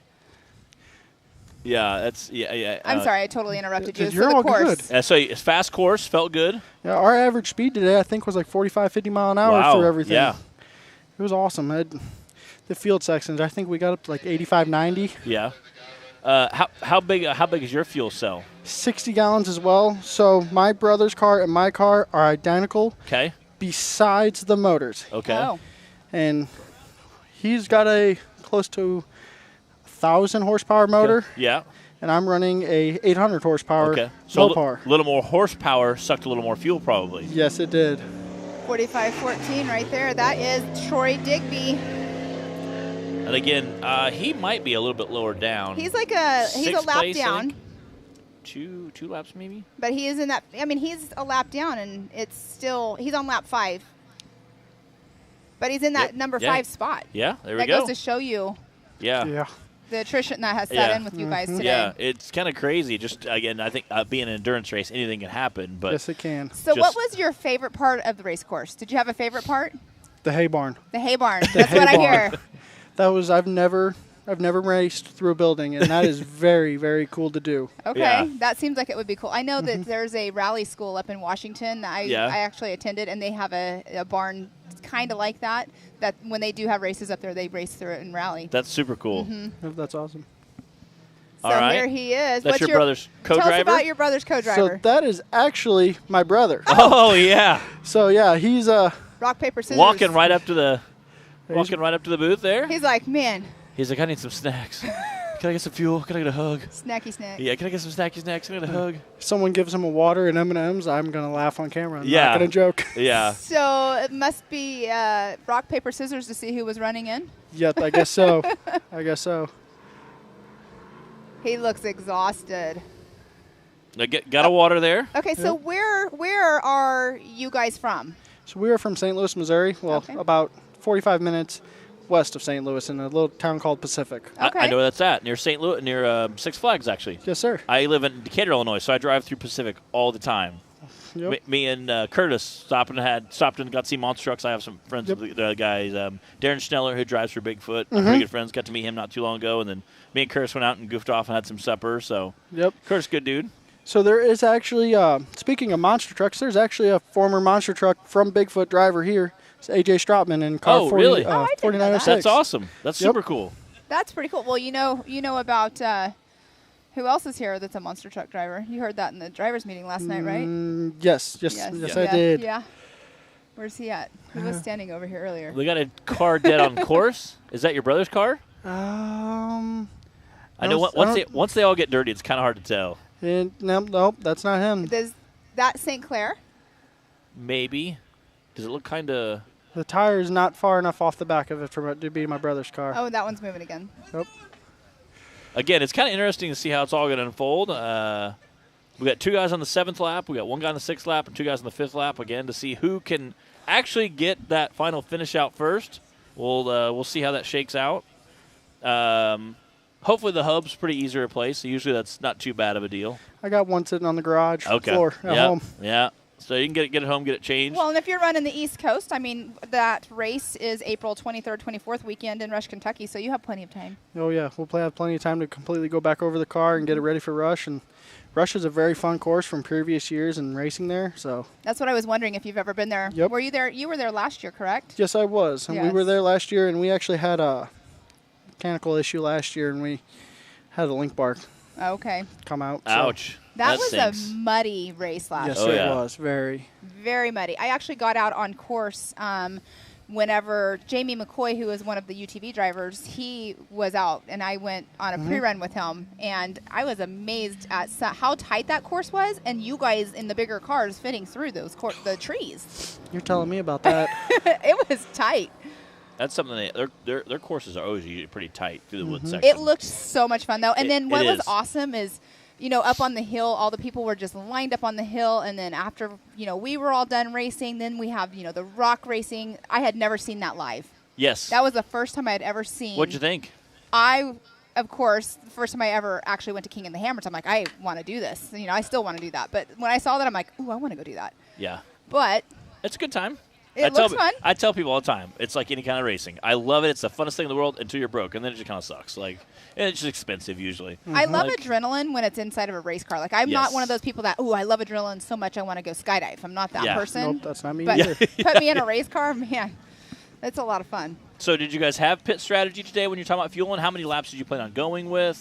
So we actually had only planned on pitting if we needed tires because my car, I get about 4 miles a gallon, so I was going to burn 43 gallons today. Okay. My brother's car, we had averaged it at 2 miles a gallon. Yeah. So we were expecting him to be about 51 to 56 gallons. Yep. So right there at the mark where he was going to be running out. Yeah. And we just took a miscalculation on him. Super close, too. I mean, for him to be able to walk over here, I mean, obviously you're, a couple hundred yards from the pit, so obviously your calculations were almost dead on. Just came up just a hair short. Again, we had Terry Madden up here earlier. We saw him at King Hammers this year jogging on the fuel thing. So, again, sometimes those calculations, you end up using just a tad bit more fuel, whether the car runs a little warm, car runs a little cool. You end up using just a hair more fuel than you thought you'd use, and unfortunately, you get a little exercise. Not what you're hoping for, but you get a little exercise in there. So and the pedal. I mean, it depends on how much you're on the pedal too. So and again, you guys were both up in that top from the pack, so you kind of got to push a little harder. Yep. To keep that is one thing that I've noticed with my brother. His car, it sounds like you're right there. Yeah. But he's about 60 yards behind you, and it's scary when he's coming up on you. So you can hear it that much. Oh yes. Oh yeah. That's awesome. That's pretty cool. So it's kind of like I always compare Casey Gilbert. His car is a completely different beast. Yeah. Yep. Casey's car and Connor's car, they're identical to sound when they're behind you. Now, is your brother's, because it's Texas Speed, right, is who does Casey Gilbert's? Connor's is not a Texas Speed motor. The motor was actually in the car when we bought that car. Okay. So everything was done to it already besides having the supercharger on it that we put on it. So so supercharger, that's what gives it the extra horsepower. Yes, it does. That's super cool. All right, so we are actually going to go to commercial, but you know what? Thank you so much for coming up here, Trevor, and hopefully next race will be better for you. Yep. Thank you for having me. You're very welcome. I'm sorry about your luck today, but good luck on the next one, and we'll see you there. Thank you very much. All right, and thank you guys. We're going to go to commercial. We'll be right back.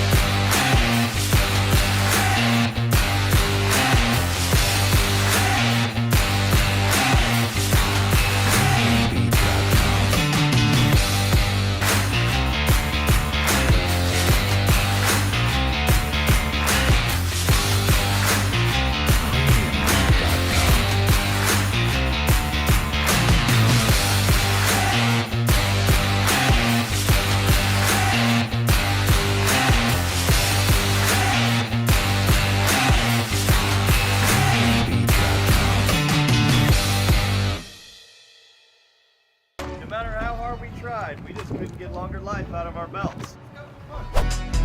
That's why we were so excited when we found these new Gates Redline belts. They have a super simple 3-step process for breaking in your belt the right way. Clean the sheaves with a Scotch-Brite pad. Remove any old belt residue, glazing, oil, or debris on the clutch sheath area with alcohol or acetone, and make sure the breather tubes are free of any old belt material. Step 2, install your new Gates Redline belt. Step 3, perform 2 10 to 15 minute heat cycles, giving it easy throttle on flat ground. Then, you're going to repeat for the second heat cycle. The best part, the process is so simple and easy, it really helped us with our competitiveness. Yep. Ready for any challenge. Max's tires can handle even the most punishing off-road conditions.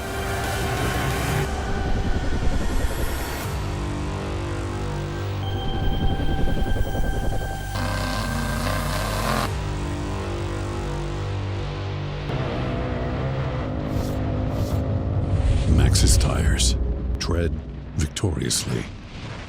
Welcome back. We have Mr. Joey Beck here. We're at the 918 Grand Prix. So, Mr. Joey, what are we going to talk about? Well, outside of the layers of clothes that we have on, trying to stay a little bit warm as the shade is dropping on the trailer. I heard you when I was coming back down here, I heard you saying the shade is coming. I said, man, I got to go sit over there. Yep. But it is cooling off a little bit. But the cool thing is we're rounding out the end of this EMC race right here. We've got several people still on the course.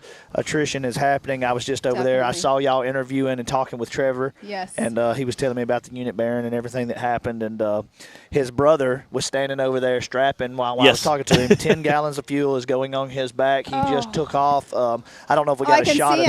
We had him. Yeah. Somebody's running with him. Yeah, they're running into the woods with fuel. That's a Terry Madden moment right there. Yeah, they're getting it done. They're not wanting to quit. 60-gallon tank. He burned all of it in less than 2 hours. 7 laps. Yeah, that's crazy. 60 gallons of fuel. I said that's like a 55-gallon drum and a 5-gallon gasket on top. He's already Justin burned. Barth right here. Justin Barth. All right, so that puts him on lap 8 or 9. So that puts Justin. I think 8. I think it puts him on lap 8. That should be lap 8 for sure. We'll see here in a second when the leaderboard pops up.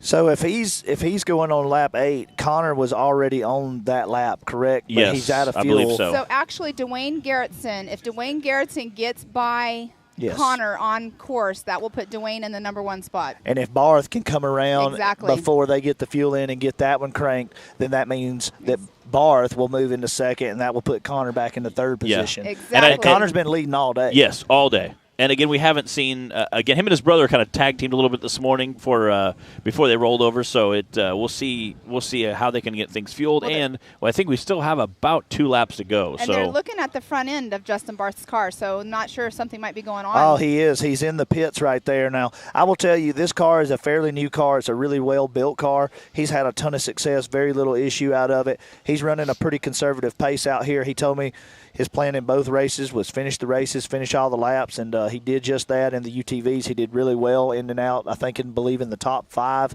And I think I'm expecting him to pull out of these pits and be able to get back out on course. It doesn't look like they're frantic about it. No, and they're fueling up. You definitely want to make sure. So what I think happened, I don't know if you were down there, I believe Dwayne Garrettson must have came in to fuel up because he probably passed So Connor. I was at Dwayne's pit when he was fueling. So what he did is he pulled in and he took a few gallons. I think he was already concerned that he was going to run out, which we already know that's what happened to Connor. Right. Yeah, and again, like I said, they had talked to me. He said, my brother's car's 1,000 horsepower, mine's 800. So we knew that we both run he said, everything is exactly the same setup on both cars, except he just has a little bit more motor than I have. So we already knew that I would be able to make it probably the full race. He said he would not.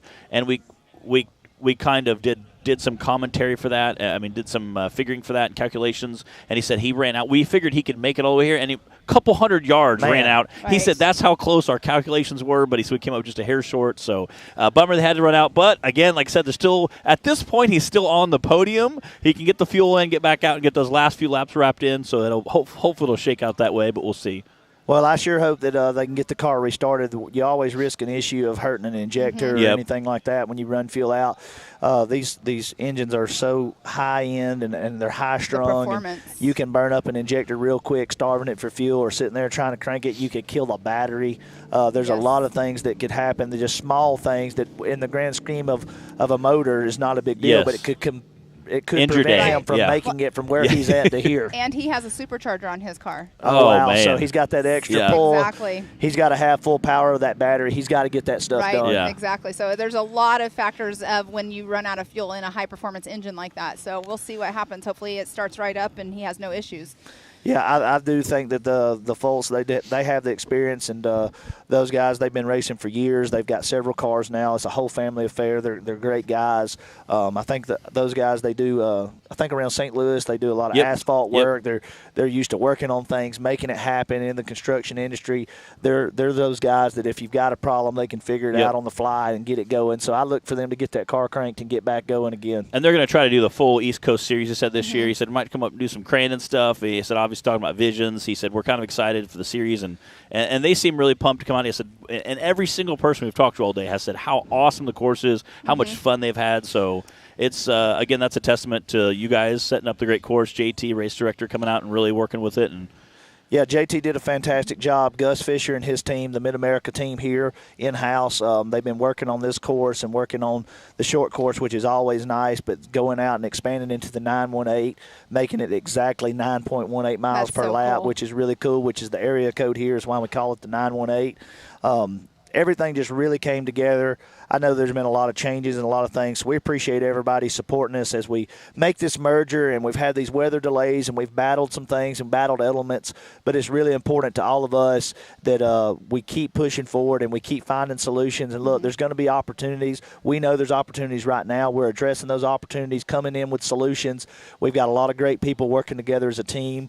We're up for the task, and we're ready to take everything to the highest level we possibly can and elevate the whole sport. And what's awesome too is you guys are listening to the racers. You're listening to them, and you're taking into account like what they're saying, what they're wanting, and all of that. So it's awesome to see where this whole entire sport is growing. Yeah, sure. 100%. I mean, without a doubt, people give us feedback all the time, and I think in the past people felt like they may have not been heard, or maybe it fell on deaf ears. Well, we want to be that change. Right. We want to be the face of change. We want to be able to take that feedback, use that, put all that data together, find the best opportunity for us to move the whole sport forward. And it's not always going to please everybody, but we want everybody to know that it's at least considered, you are heard, and that we are going to make the best decisions collectively for everybody moving forward. Right. And I think the end result of that is going to be real nice. Yeah, we're excited, and I appreciate you coming up and talk to us. I know you're a very busy guy today, but I talked to a couple of people and said, hey, we'd love to get you up here and get 2 seconds of your time, get some questions answered. And you know what I really like to, going back to race course, is here there's so much land and there's so much area that you guys, I mean, just this course, everybody's saying how fun this course is. Trevor was just here. His favorite part of the course was going through the barn because, racing through a barn. But there's so much land here, and I've said this, earlier on. There's so much that you can change, and every time they come back and race, they're not on the same race course. So it won't be a repetitive race if that's something you guys end up doing. Look, no one's ever come back to MidAmerica and said, oh, it's just the same old race course. We don't leave nothing the same. We're all about change. We're about evolution, making things stronger, better, faster, wilder. It's always going to be the biggest, best thing. Right, and it's super cool though, because I know that every race course or every track that we go to, they do try to change it up for everybody so it's not repetitive. So it's really cool to see how much land you guys can actually change up here. So here we have Mr. Dwayne Garrettson just came through. He'll come through one more time to get that white flag on his next lap. Again, our next guest coming up is a guy that you guys have heard lots about, but you don't know his name yet. His name is Jason, and he's kind of a big deal here.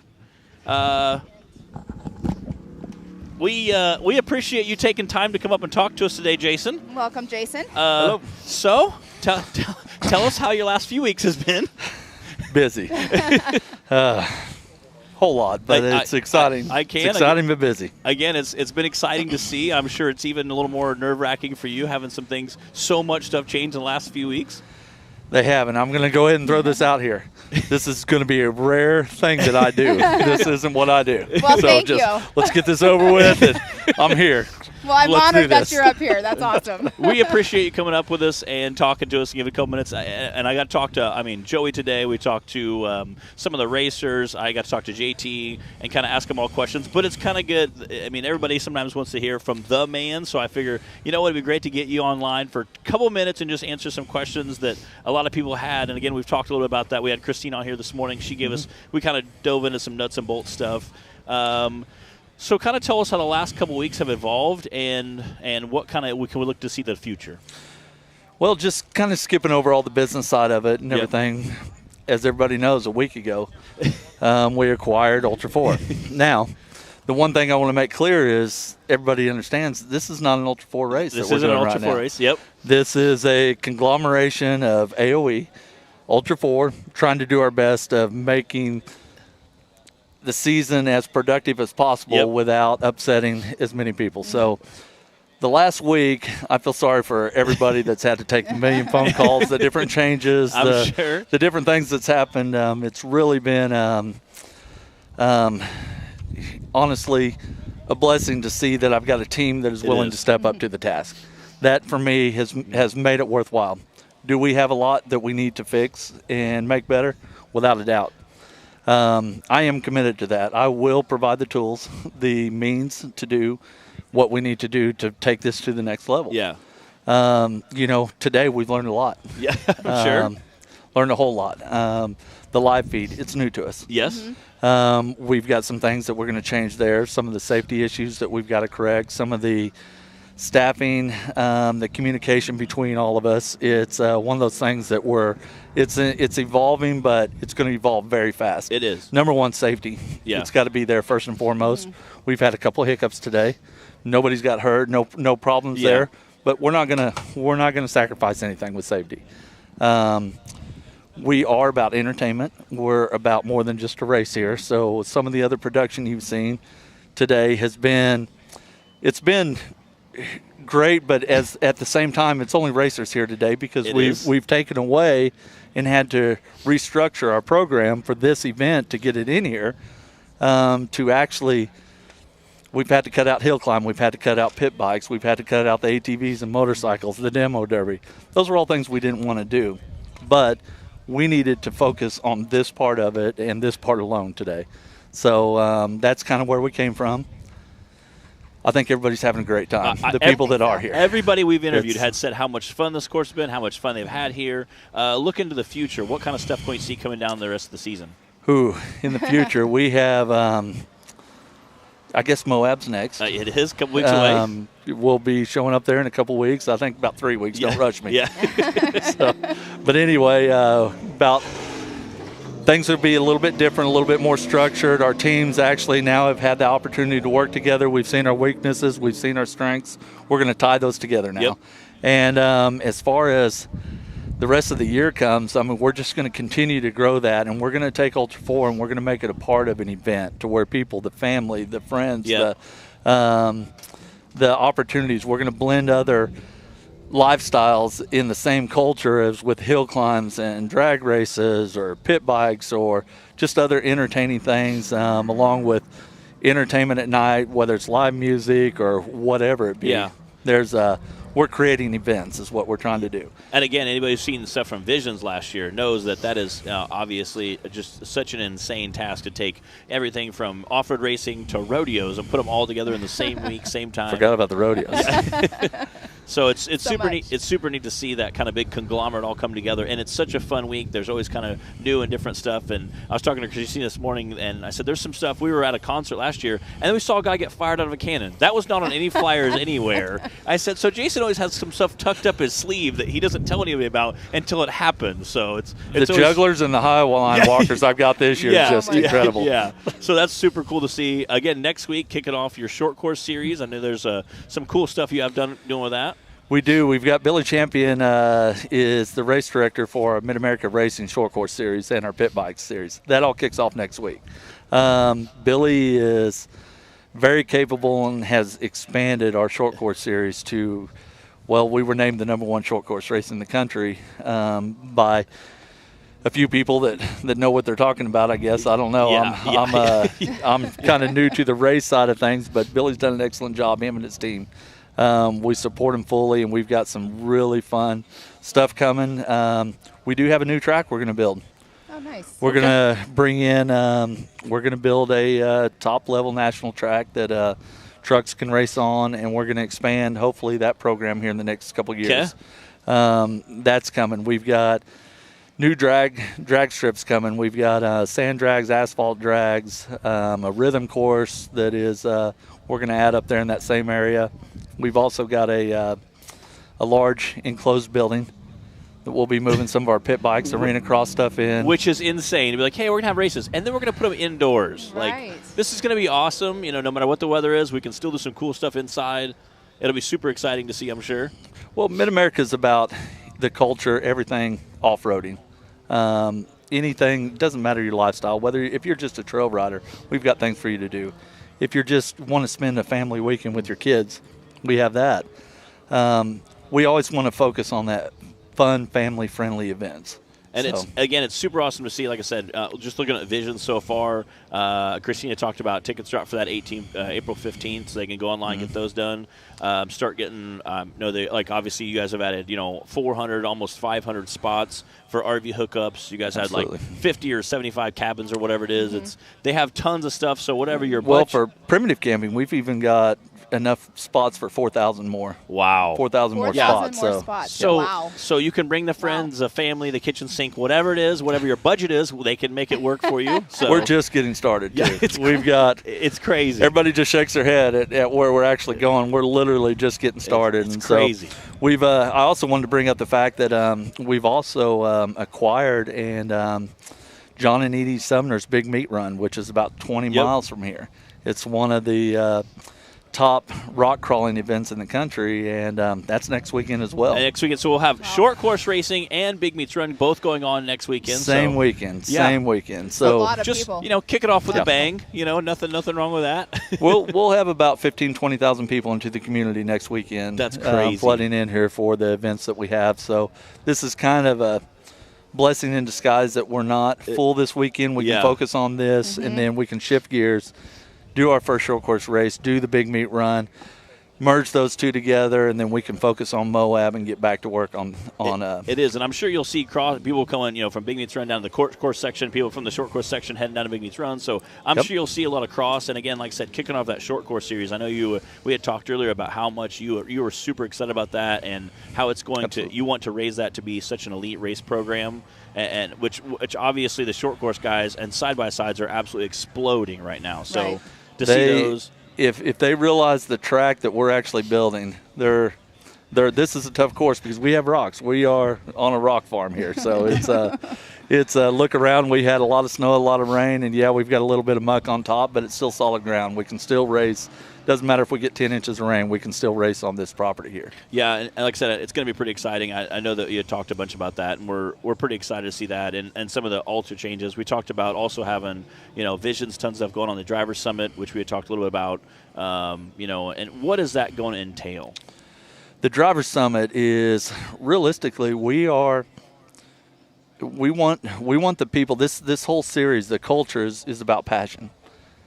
We've got to find out what the racers want, what they need, what they're looking for to evolve this. We want to do that together with the racers. So that Driver's Summit at Visions is an invitation to where we can sit down and have a face-to-face conversation with them. Yeah. We're not airing out stuff online. Yeah. We're sitting down. We're going to make some changes, and we're going to make positive changes that if they work, we're going to stick with them, and we're going to grow them. If they don't work, we're going to scratch them, and we're going to figure out what the right recipe is. Which is so great and so comforting to a racer to hear that, to go, hey, listen, we've tried some stuff that may work, we tried some stuff that may not work, but we're going to do what's best for the racers in the end. So to hear that is so comforting and so exciting to see what's going to come down for the future.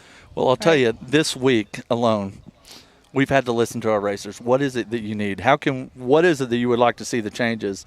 And listening to them, there was a lot of good things, that feedback that came out, and we were able to make some educated decisions instead of swinging at and missing at what they wanted. So this has got to evolve. We're literally a week old in this program. So, we appreciate the patience that people are giving us, and we expect to evolve. We expect to do better.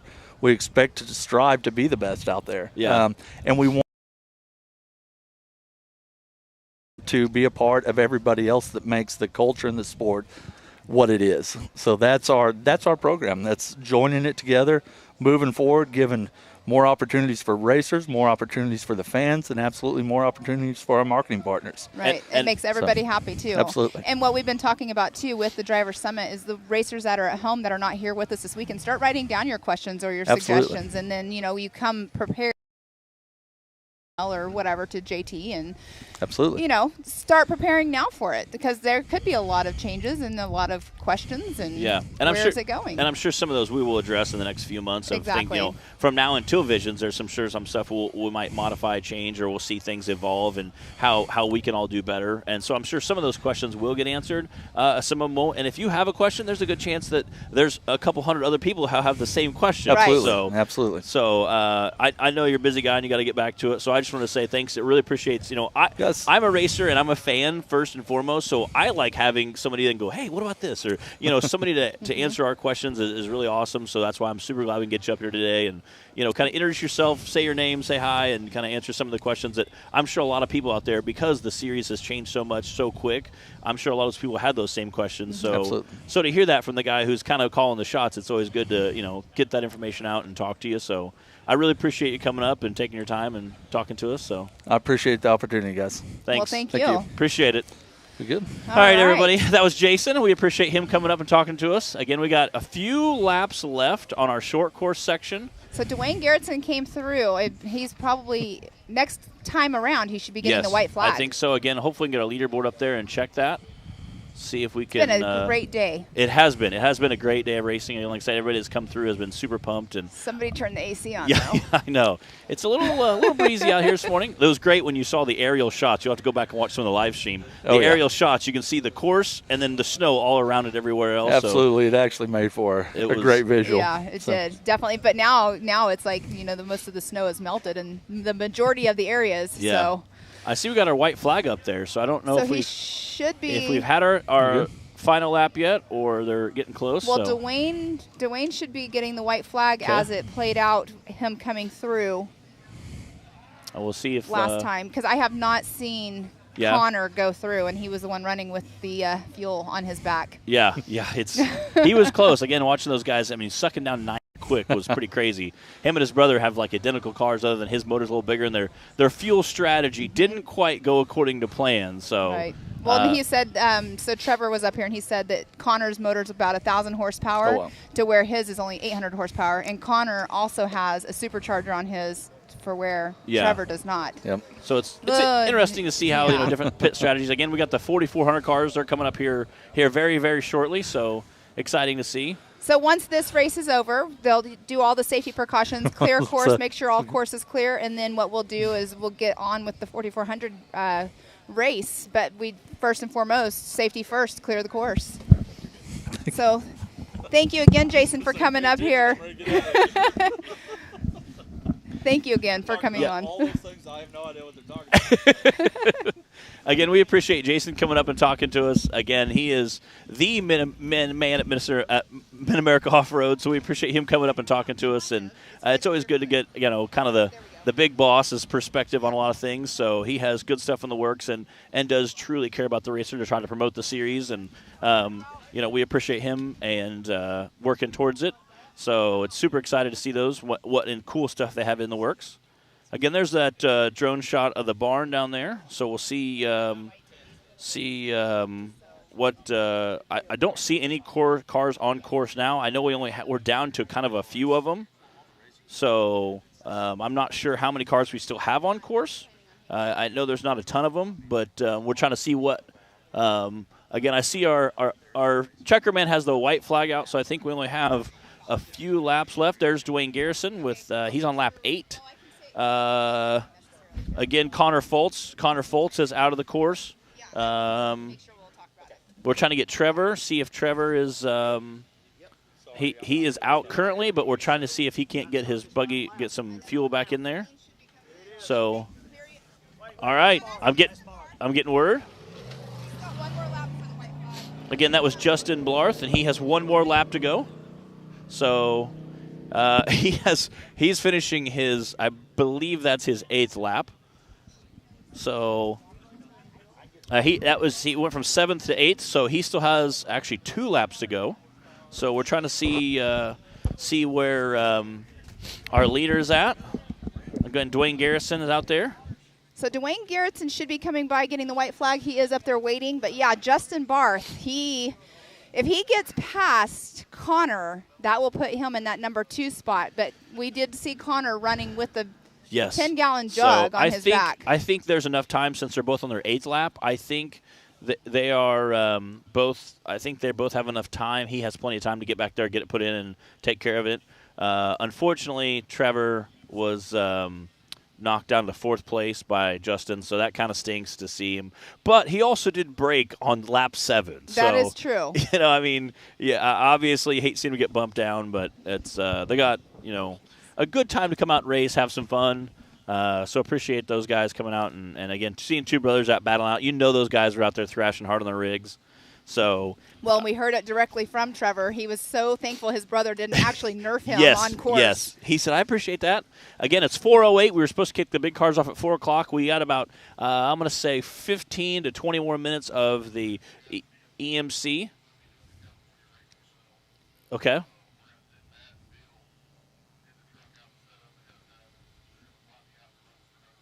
So Dwayne actually, he's only going to get the white flag. And if they're running about 17, 18-minute lap, and he is not over here quite yet, we have probably roughly 25, 30 minutes maybe. Yeah, I was saying like 15 to 20 depending on how soon Dwayne comes in. So, but yeah, maybe closer to 30. Because he's only going to get the white flag. Yeah. One more lap. Plus. And right now his last lap was 21 minutes. So we might be 40 minutes out. Yes. So everybody just make sure you stay tuned in. I mean, racing's racing. Yes, so. we were supposed to go live at 4 o'clock for the big cars, but we have to get all the EMC guys finished so we can get the big cars out there. Again, we only have, I think, 2 guys running basically right now. Justin Barth, Dwayne Garrettson. And then once Connor hopefully will get back in there. So, again, we got 3 cars. 2 cars running. We have possibly a third getting back in there. So, really, it's our podium. Our podium is battling it out, right. you know? Well, they're not really battling it out, per se, but they're still running on course. I would say they're battling it because the second, Justin and Connor are both, I mean, that's, it's going to be here comes Dwayne Garrettson right now. I just saw him. Actually, that was not Dwayne. That was Connor's car. So, it looks like they're both over here together, but Connor was out of fuel. We'll see it I'm sorry. I'm peeking around the trailer. I see. I was trying to lean back in my chair, too, to see. See, I got you wanted that side. I'm glad I took the side. I get the inside scoop on what's coming up. Trying to see what's going on? Yeah, they're coming around the corner right now, which is that corner where. Okay, so that is Connor. Again. He's going to stop in and get fuel because he's not going to run out again. He only threw probably. Dwayne across, getting that white flag.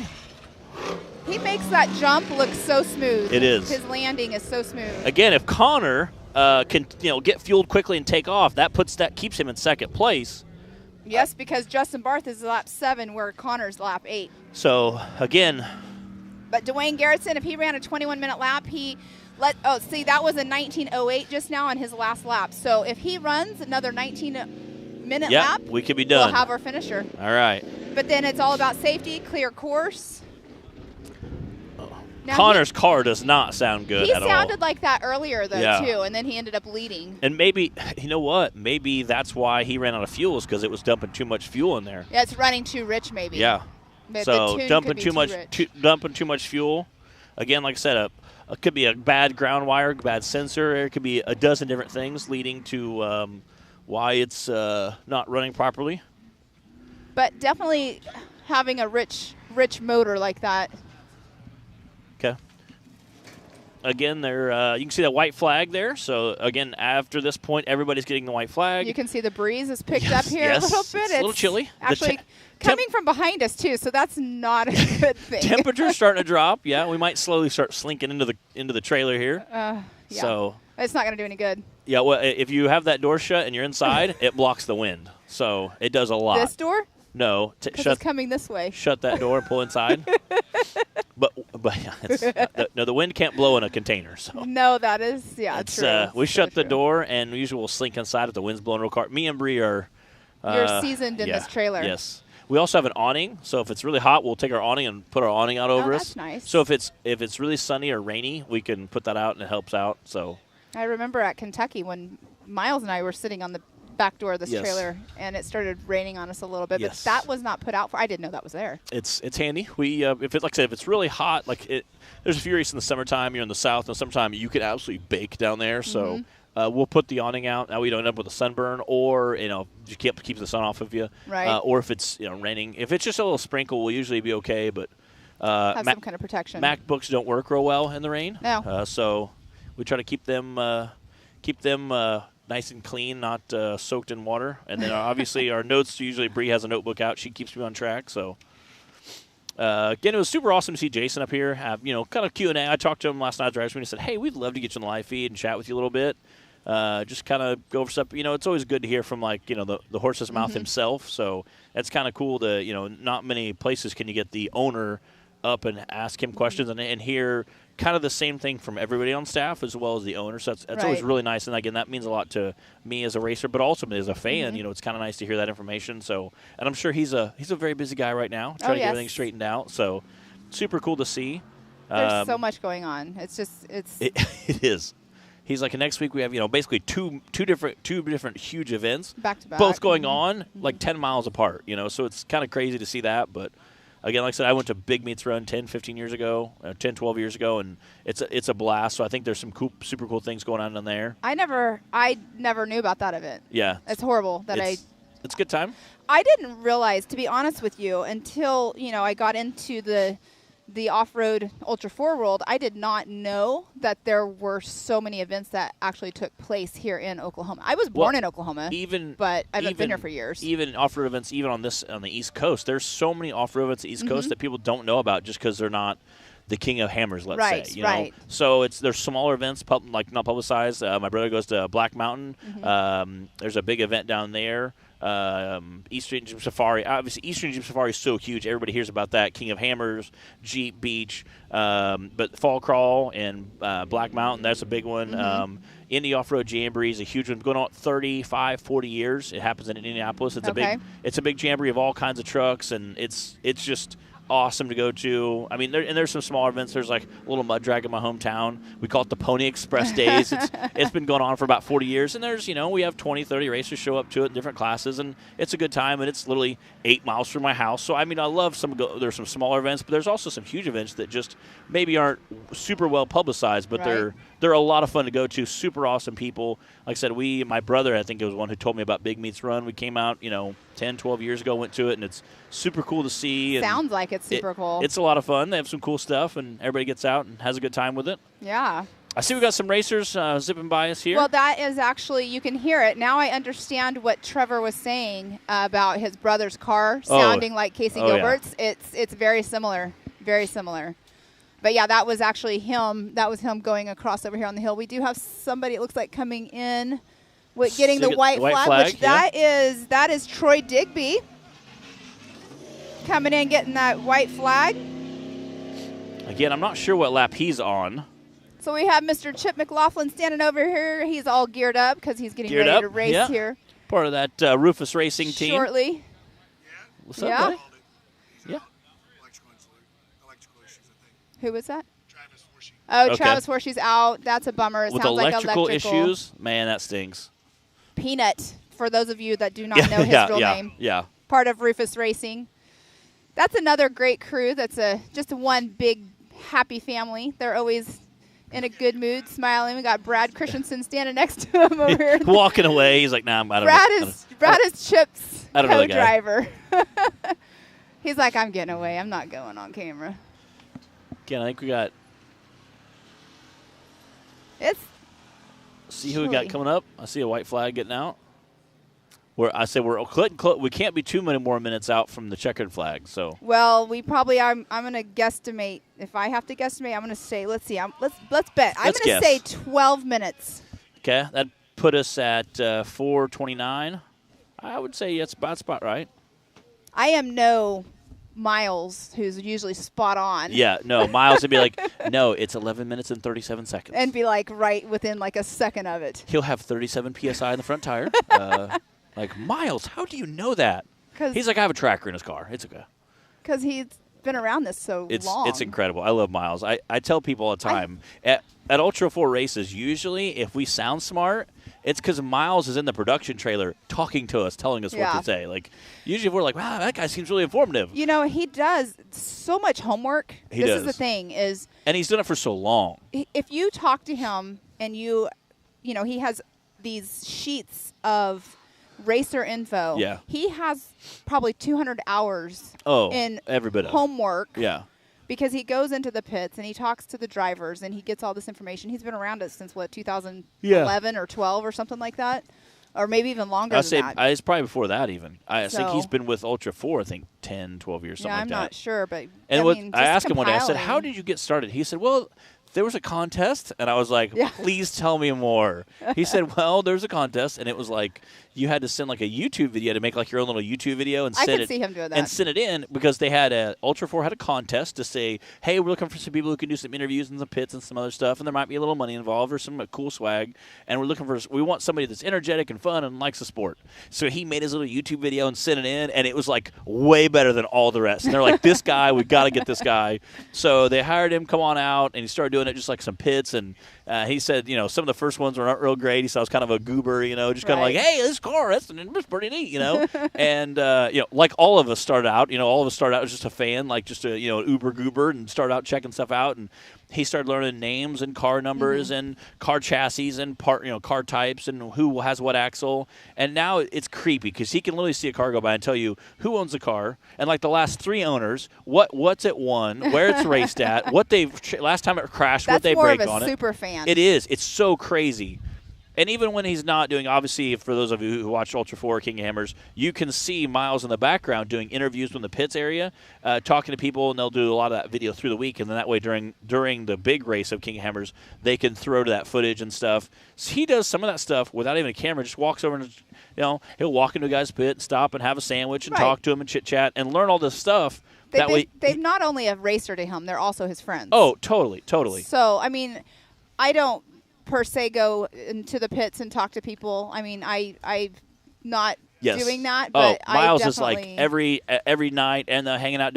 He'll just casually walk from pit to pit, talk to people, add a turkey leg at one pit. Next pit he might have a slice of pie, and chit chat and talk to people. And he learns so much by just if their grandma's sick or if they just had a baby, and it's so neat to have that huge, vast amount of knowledge. And luckily, he's now started making spreadsheets and putting driver's number. And obviously, some of that stuff there's no way you can put on a spreadsheet. Like, hey, this car used to belong to this guy, who used to belong to this guy, who built it from this car. Now it's in Europe. King of the Hammers, we literally sat down like for I don't know how many hours, and we cross-referenced stuff together make sure. I'm sure his spreadsheet's insane. Yes, so like I had my laptop up, he had his laptop up, cross-referencing to make sure the registration, the people that were registered. Yeah. We would make it. He made a separate spreadsheet. So we only had just the registered instead of every single person. Yeah. So. And even registration to qualifying to race day can change. Right. Exactly, because people can late register and everything. But yeah, definitely super cool. So that on screen right there, that is Troy Digby.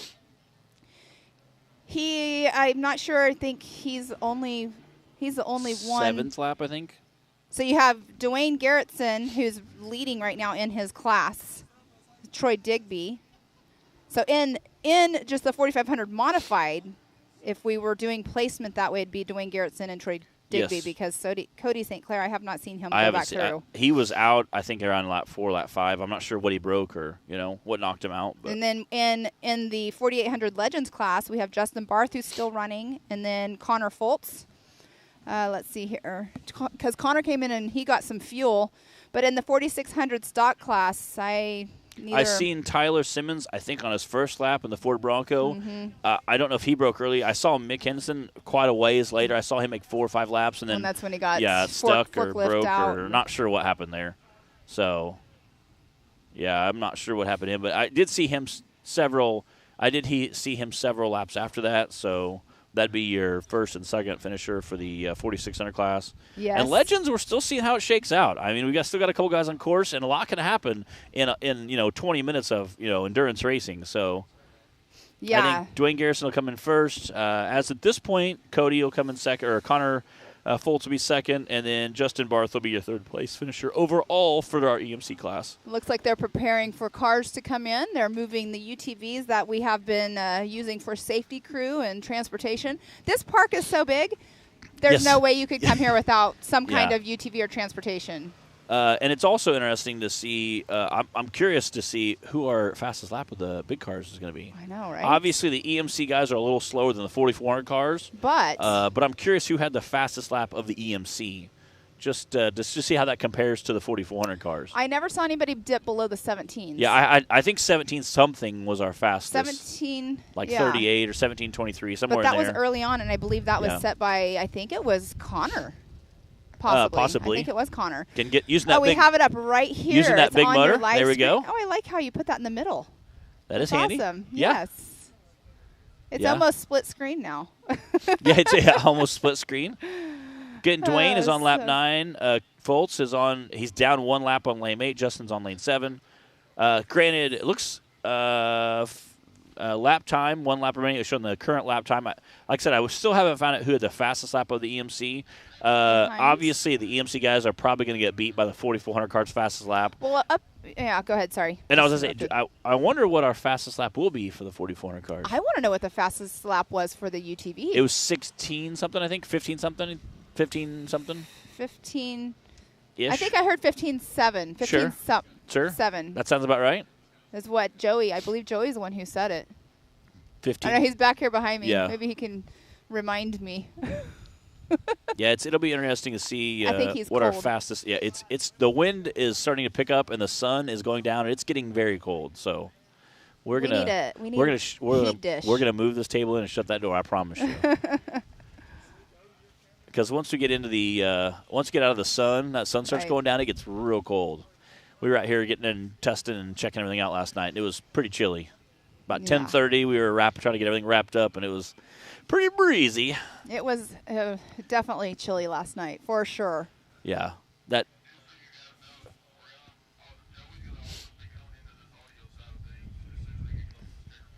Okay. Looks like he's got the checkered flag out.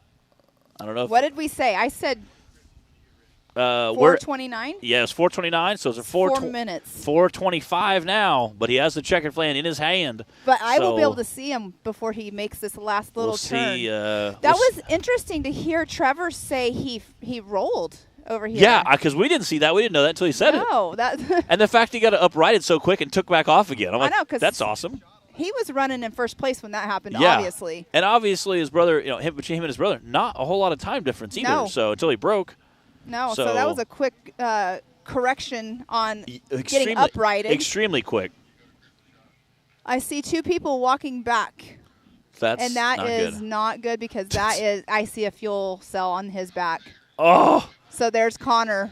That's Connor again? Connor's walking back with a fuel cell on his back. Oh, my gosh. Apparently. What the heck? So 2 laps in a row, he runs out of gas. I cannot believe that. No, there's no way. Wait. Barth? Oh. Well, the good news Barth fueled up, though. If it is Justin. Justin walking back? If it is Justin, then I don't think I think that locks in Connor's second place. The good news is if it's Barth, he still ends up with third for the day.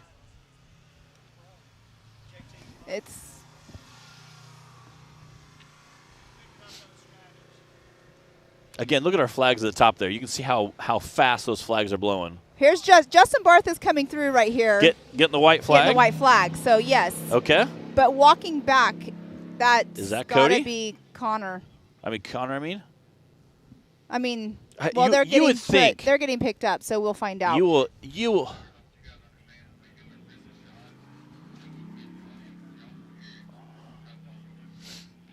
Copy that. Again, surely they would have put enough. They would have put enough fuel to make 1 lap.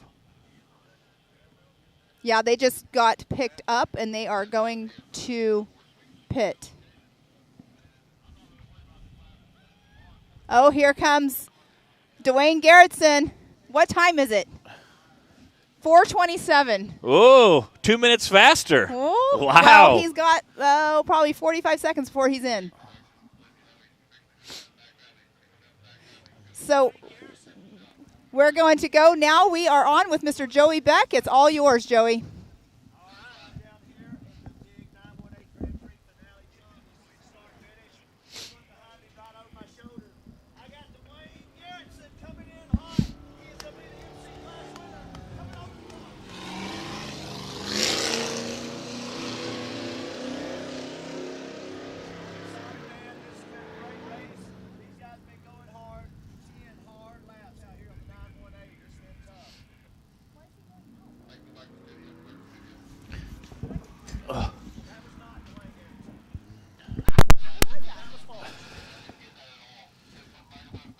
Well, that was okay. Connor Foltz. It was. So I'm not sure who that was walking back with the fuel can then. I don't know. It's I can't see him from my angle, but so that's Connor coming through on his second on his final lap. So he's starting his final lap. So he should be that. I think that should secure his second place. Second place finish. Here's Dwayne Garrettson. Joey, it's all yours.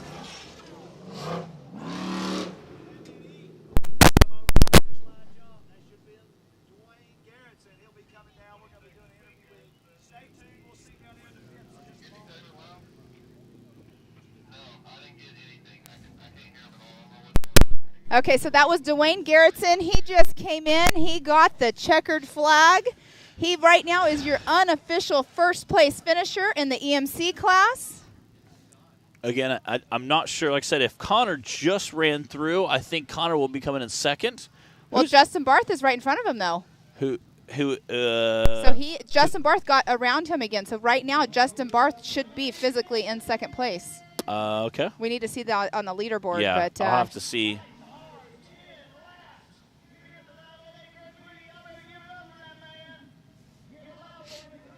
Joey Beck is going to do some interviewing down here with Dwayne Garrettson. And, of course, everything's unofficial right now. Hoping we get that fixed. It wasn't. It wasn't? No, it got All right, what about now? What about now? Are you seeing me now? Let's go over there. All right, so Joey Getting ready to do his interview. is going to go live here in just a few minutes. As he pulls up.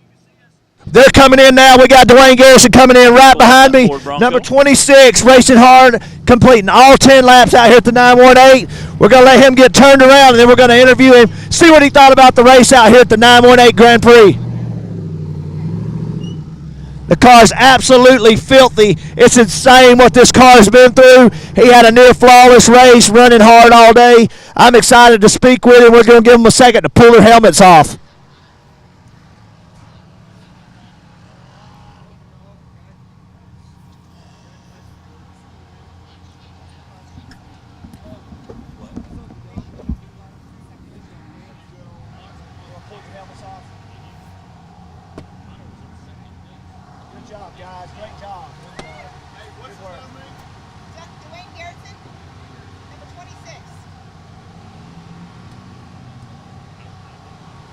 All right, I'm out here. These guys are pulling their helmets off as fast as they can. I'll be honest with you, they've had the visors down all day. Faces are a little cleaner than some that we've seen. These guys look like they're smiling from ear to ear. I know you got to be happy coming out here, starting the 918 Grand Prix race, winning the whole thing. How are you feeling? Man, feeling amazing, man. This is an awesome facility. This was a super cool race course. It's all top-notch, man, and we're super stoked to be a part of it. Well, tell me a little bit about race conditions out there. I know y'all started in the middle part of the day. You've been racing for a little over 2.5 hours. Tell me what's been going on out there. What's the battle been? Man, early on the battle was pretty much the slickness. Now it's just attrition. You know, a lot of the tracks are drying up. Some of the big corners, you're not washing out too bad. So really it's just attrition, and I'm sure there's tires that are getting eaten up. But with the Yokohama, we're on top, baby. Well, tell me this. The car looks like it's pretty much intact. Did you stop for anything else other than fuel today? Unfortunately, we did stop. The guys told us we had a pretty good lead, and I had to pee. I need to wear this race suit for the 4400 car, so we pulled over and took a piss, and we still ended up on the box, man. It's an awesome day. You heard it here first. We had time for bathroom breaks. We got a trophy. Let's bring it in here and hand it to him. Everybody at home, we want to congratulate you with the first place 918 Grand Prix. I love it, guys. Y'all celebrate. We'll let you back in. We're going to take some more pictures with you, and thank you for your interview. Would you like to thank any sponsors before I walk away? Oh, yeah, man. First off, I would like to thank my co-driver, Jeremy, for all the hard work he puts in on the car, all the late nights, all the hours. Yokohama, Raceline, Yukon, PRP, Tom Woods Drive Shafts. Man, I don't even know. We have so many great sponsors. It's just incredible. It keeps this car going. All right, man. You heard it here first. It takes an army. Appreciate you guys. Congratulations.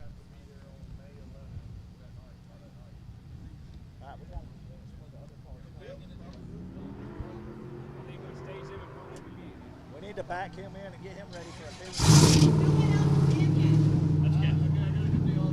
Yep, go ahead.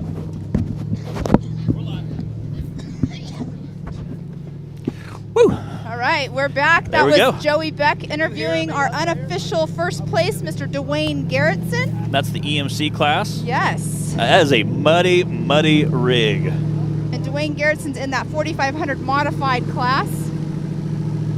They're going to back up to take that picture.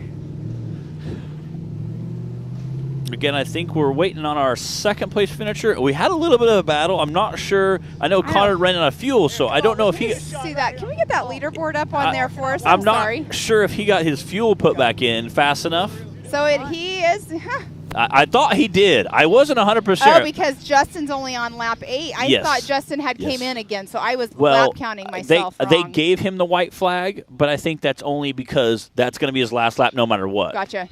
Since we already had Dwayne Garrison pulling on the white flag, Yes. automatically everybody is getting the white flag. Right. So I think that's maybe where. Well, now everybody's getting checkered. Yeah, no matter what. Yeah, now everybody gets a checkered. So I think that's Connor had headed out. I think just one lap ahead of him. That's why Connor ended up coming in second. Because when Trevor was up here, he was saying if Justin, he must have miscounted laps too. Because if he was saying that if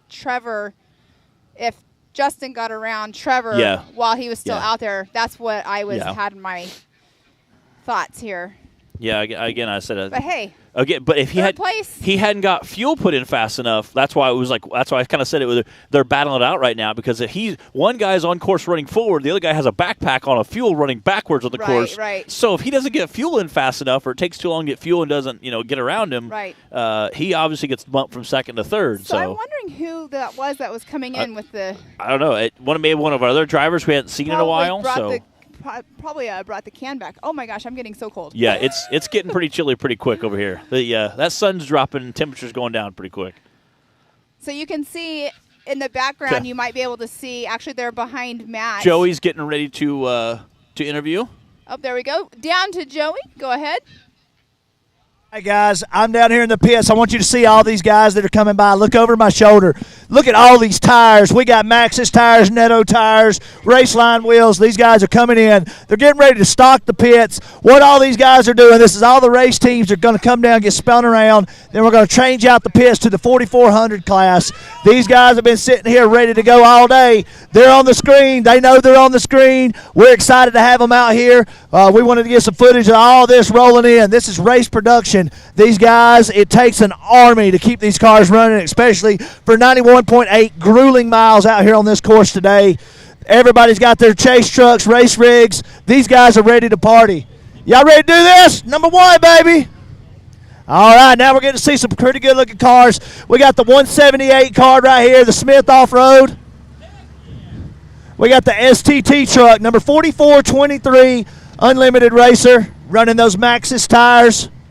These guys coming in. This is just a small shot of some of the groups. We got more guys going to come in. We're going to stage these things up. We'll be letting some pyro go in a little while, the big fireball going, and that means the party's starting. Oh, yeah. I'm ready to see some unlimited car action.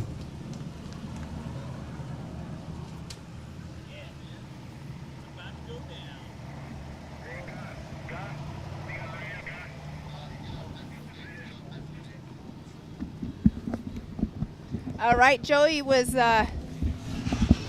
giving us some information. All right, that looks like second. All the cars come through. We have a checkered flag. I just saw somebody launch in. Was that Connor? 4514. That is Troy Digby. He just came in, got the checkered flag. Again, because this is a Grand Prix style, everybody's getting checkered flag regardless of what lap they're on. We have a handful of guys all in different laps, so they're all coming in depending on what lap they're in. So this is checkered flag. Again, once we get a handful of these, we only got 2 or 3 guys that are going to come in right now. But I believe that puts him in the 4th position. 4th place? I think so, because if we have Dwayne Garrettson, who unofficially first place, then we have Connor Foltz. Yep. Justin Barth, yep. And I believe Troy is the other running vehicle that I've seen on course. Put Trevor on 5th place, I think. Possibly. So that'd be your top 5 again unofficially. So that'd be your top 5 spots for the day for the EMC class. JT zooming by us, trying to get everything set up for the 4400 class about to kick off. And I know that 45-14 is Troy Digby.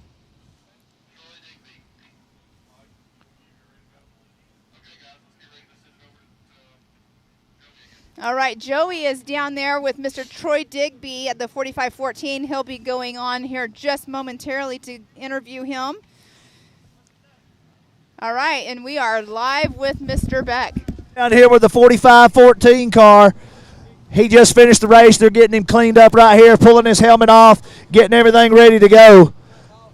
These guys are filthy from head to toe, having a lot of fun out here. I see some race line stickers on this car. They're pulling their helmets off. You got to be excited about that finish. Oh, man, they're getting ready. As soon as they get their helmets off, we're going to see if they got a few words for us. Fingers are frozen. We're getting reports of frozen fingers. I will tell you, it's been cold out here. It's been fun to watch you guys all day, having a lot of fun, looking like you come in here unofficial second place right now. All right, guys. So tell them who you are, tell them where you're from, and tell them how much fun you had.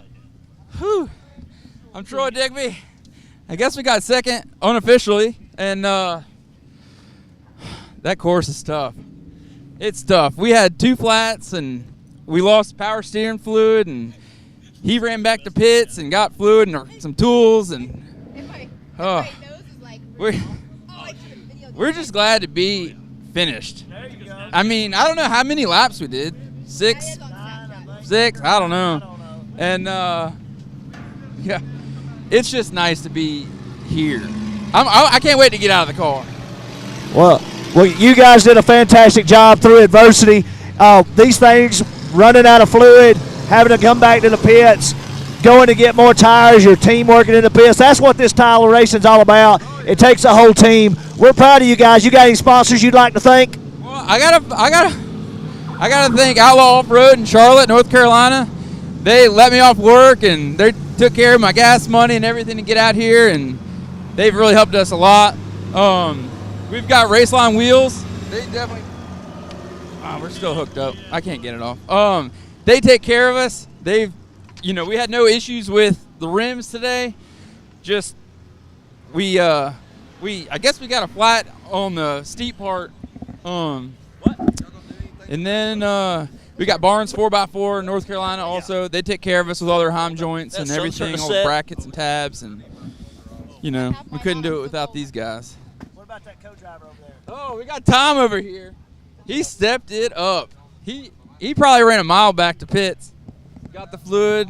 Got it. I mean, because I was ready to call it quits. He's like, dude, it's just a loose fitting. And he was like, I'll go back to camp. And I was like, or back to pits. And I was like, I'm going to stay here with the car. And so, yeah. Couldn't have done it without him. Well, man, we're excited for you guys. We're going to get you over here, and we're going to take a podium picture with you and the car, let y'all get out and hold some trophies. Congratulations, guys. Appreciate you guys. Y'all heard it here first. These guys having a blast out here at the 918 Grand Prix. What is up? We're back. We have, I think, two more guys on course. I see the checkered flag guy up there. I think we have. I haven't seen the leaderboard here in a second, but we're. Third place should be. All right, guys, I'm down here. Looks like Connor would be our second place guy, but he's not in yet. He's not in yet. And then Justin would be our third place, which he's not in yet. We are still waiting on two more guys.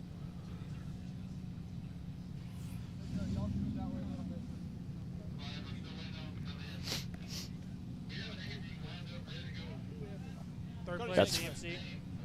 Cody St. Clair.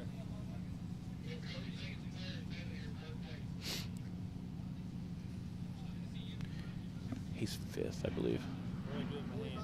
Okay. Yeah. All right. Joey's going to come up with Cody St. Clair. I believe he came in fifth. All right, guys. I'm standing down here, unofficial third place. Cody St. Clair, tell me, guys, how much fun did you have out there today? Well, I was having fun until I wasn't. But the course is an amazing course, and short course is one to come back for. So tell me this. You had a little bit of trouble. You came down here to celebrate without the car. Tell me where the car's at. Tell me what's going on. If I can remember, I think it's like mile marker like 3.5 is where the car broke. Basically, the outside of the spindle just broke off, and the whole wheel, knuckle, what's left of the spindle, wheel, and all that just went past us, and it spun us, and it's kind of where it sat. Okay, well, who you got riding here with you today? I got Dad. So, Dad, what did you think about it being out there being co-driver today? Oh, it was great. It was great. I had fun. He pushing hard, doing what he's supposed to do, and it's just one of those things that, it's attrition. The front left tire all of a sudden was out in front of us while we were going straight, and next thing you know, we spun around and we were at a dead stop. So. Well, I'll tell you, you're not the only person that happened to. We watched it happen out here on the short course, saw a couple of those happen. So, guys, do you got any sponsors, anybody you'd like to thank? Cooper Tires, we run their mud and their all-trains, and this racer put their mud tires on, and they were hooking up on the rocks and the mud and water and doing real good. Full throttle batteries, never had an issue with the car dying. Raceline wheels, Dave's Off-Road. He's Pennsylvania-based, but he helps us, gets all our parts and whatnot when we need them. I'm sure I'm missing a few, but Torco oil, transmission I don't think got above 210 degrees. Awesome. So I know I'm missing some, but. Well, that's great, guys. We appreciate you coming out here. We're glad that you come out here and had a good finish and a good showing. Sounds like you had a lot of fun. Thank you, guys, and we'll see you at all the Ultra 4 regional races all season long. Get over there and celebrate. Thanks, guys. All right, that was Cody Sinclair. We had him up here earlier and interviewed him. So he just came in third place, I believe, in class in the 4,500 modified class. Again, those guys are coming out of Texas, so excited to see him. Cody's a good guy. Him and his dad have been racing for a while. So super excited to see him out here and doing some racing. We have, I think, two more cars coming in. We still have Connor Foltz and Justin Blart to come in. Whoa, there we go. That is Justin, I believe. I think that's which Connor should be in second. So he should already be in here. We'll find out here shortly. Again, we had some cars scattered throughout our track, so we'll see what kind of place they came in with. And I believe if Connor is already in, if Connor is still out there, then that means he'll take in second place as long as he can make it to the finish line, because Justin was one lap behind him, I believe.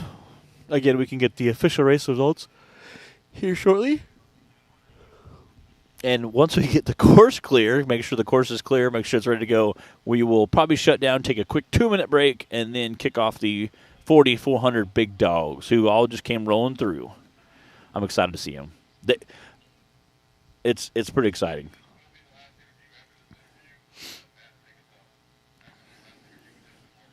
Okay, sounds like we're going to have a Justin Barth interview coming up real quick.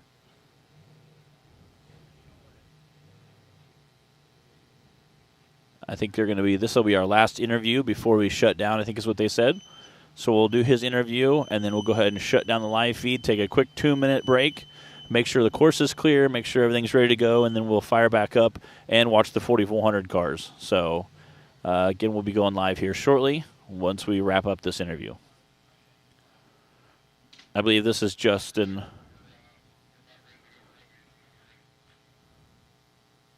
Joey is going to do the Justin interview real quick.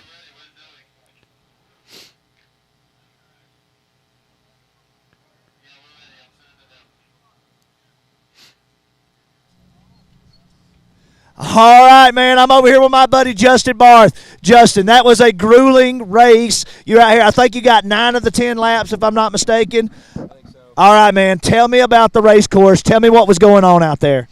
Man, we ran the Razor this morning, so it was 20 laps, so that's quite a bit. It's pretty rough out there. Pre-running, I didn't think it was quite as bad, but just 10 of those laps is a lot. 90 miles is quite a bit.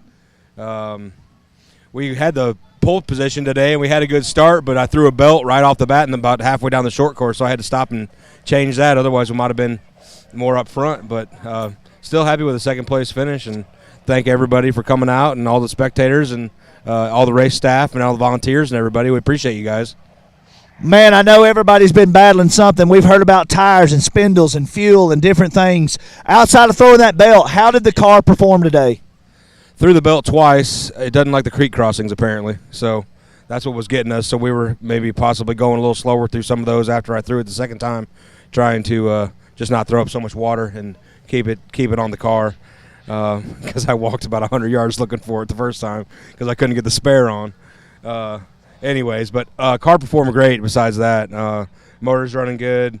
Side axle car out here did well. These Nitto tires are doing great. Everything held up well. All right, man. You got anybody you need to thank? Anybody back home supporting you? Oh, I just need to thank all my guys that are here with me. Thank Abby for watching the kiddo today, and thank my guys, Jason and Matt and Paul and everybody that's here that's supporting us and part of my pit staff. You know, it's part of my pit crew. You can't do it without all them. So they were able to help me out a little bit today and take care of some things, and you can't do it without just having all that extra help. So appreciate them. It does take a team, and your program's been growing. So great job, Justin Barth. Guys, it's a feat just to finish this race, to finish it in one piece and to do it in style. After running the UTV race back-to-back, you've had 5 hours total in that seat today. That's a real racer, a real enthusiast, and we're happy to have you on board. Thanks, see you, buddy. Appreciate you, brother. Thank you, guys. Right, and we're back. And we're going to go ahead and shut the live feed down. We'll take a quick 2-minute break, and then we're going to go to the 4400 cars. So we'll see you guys back here shortly.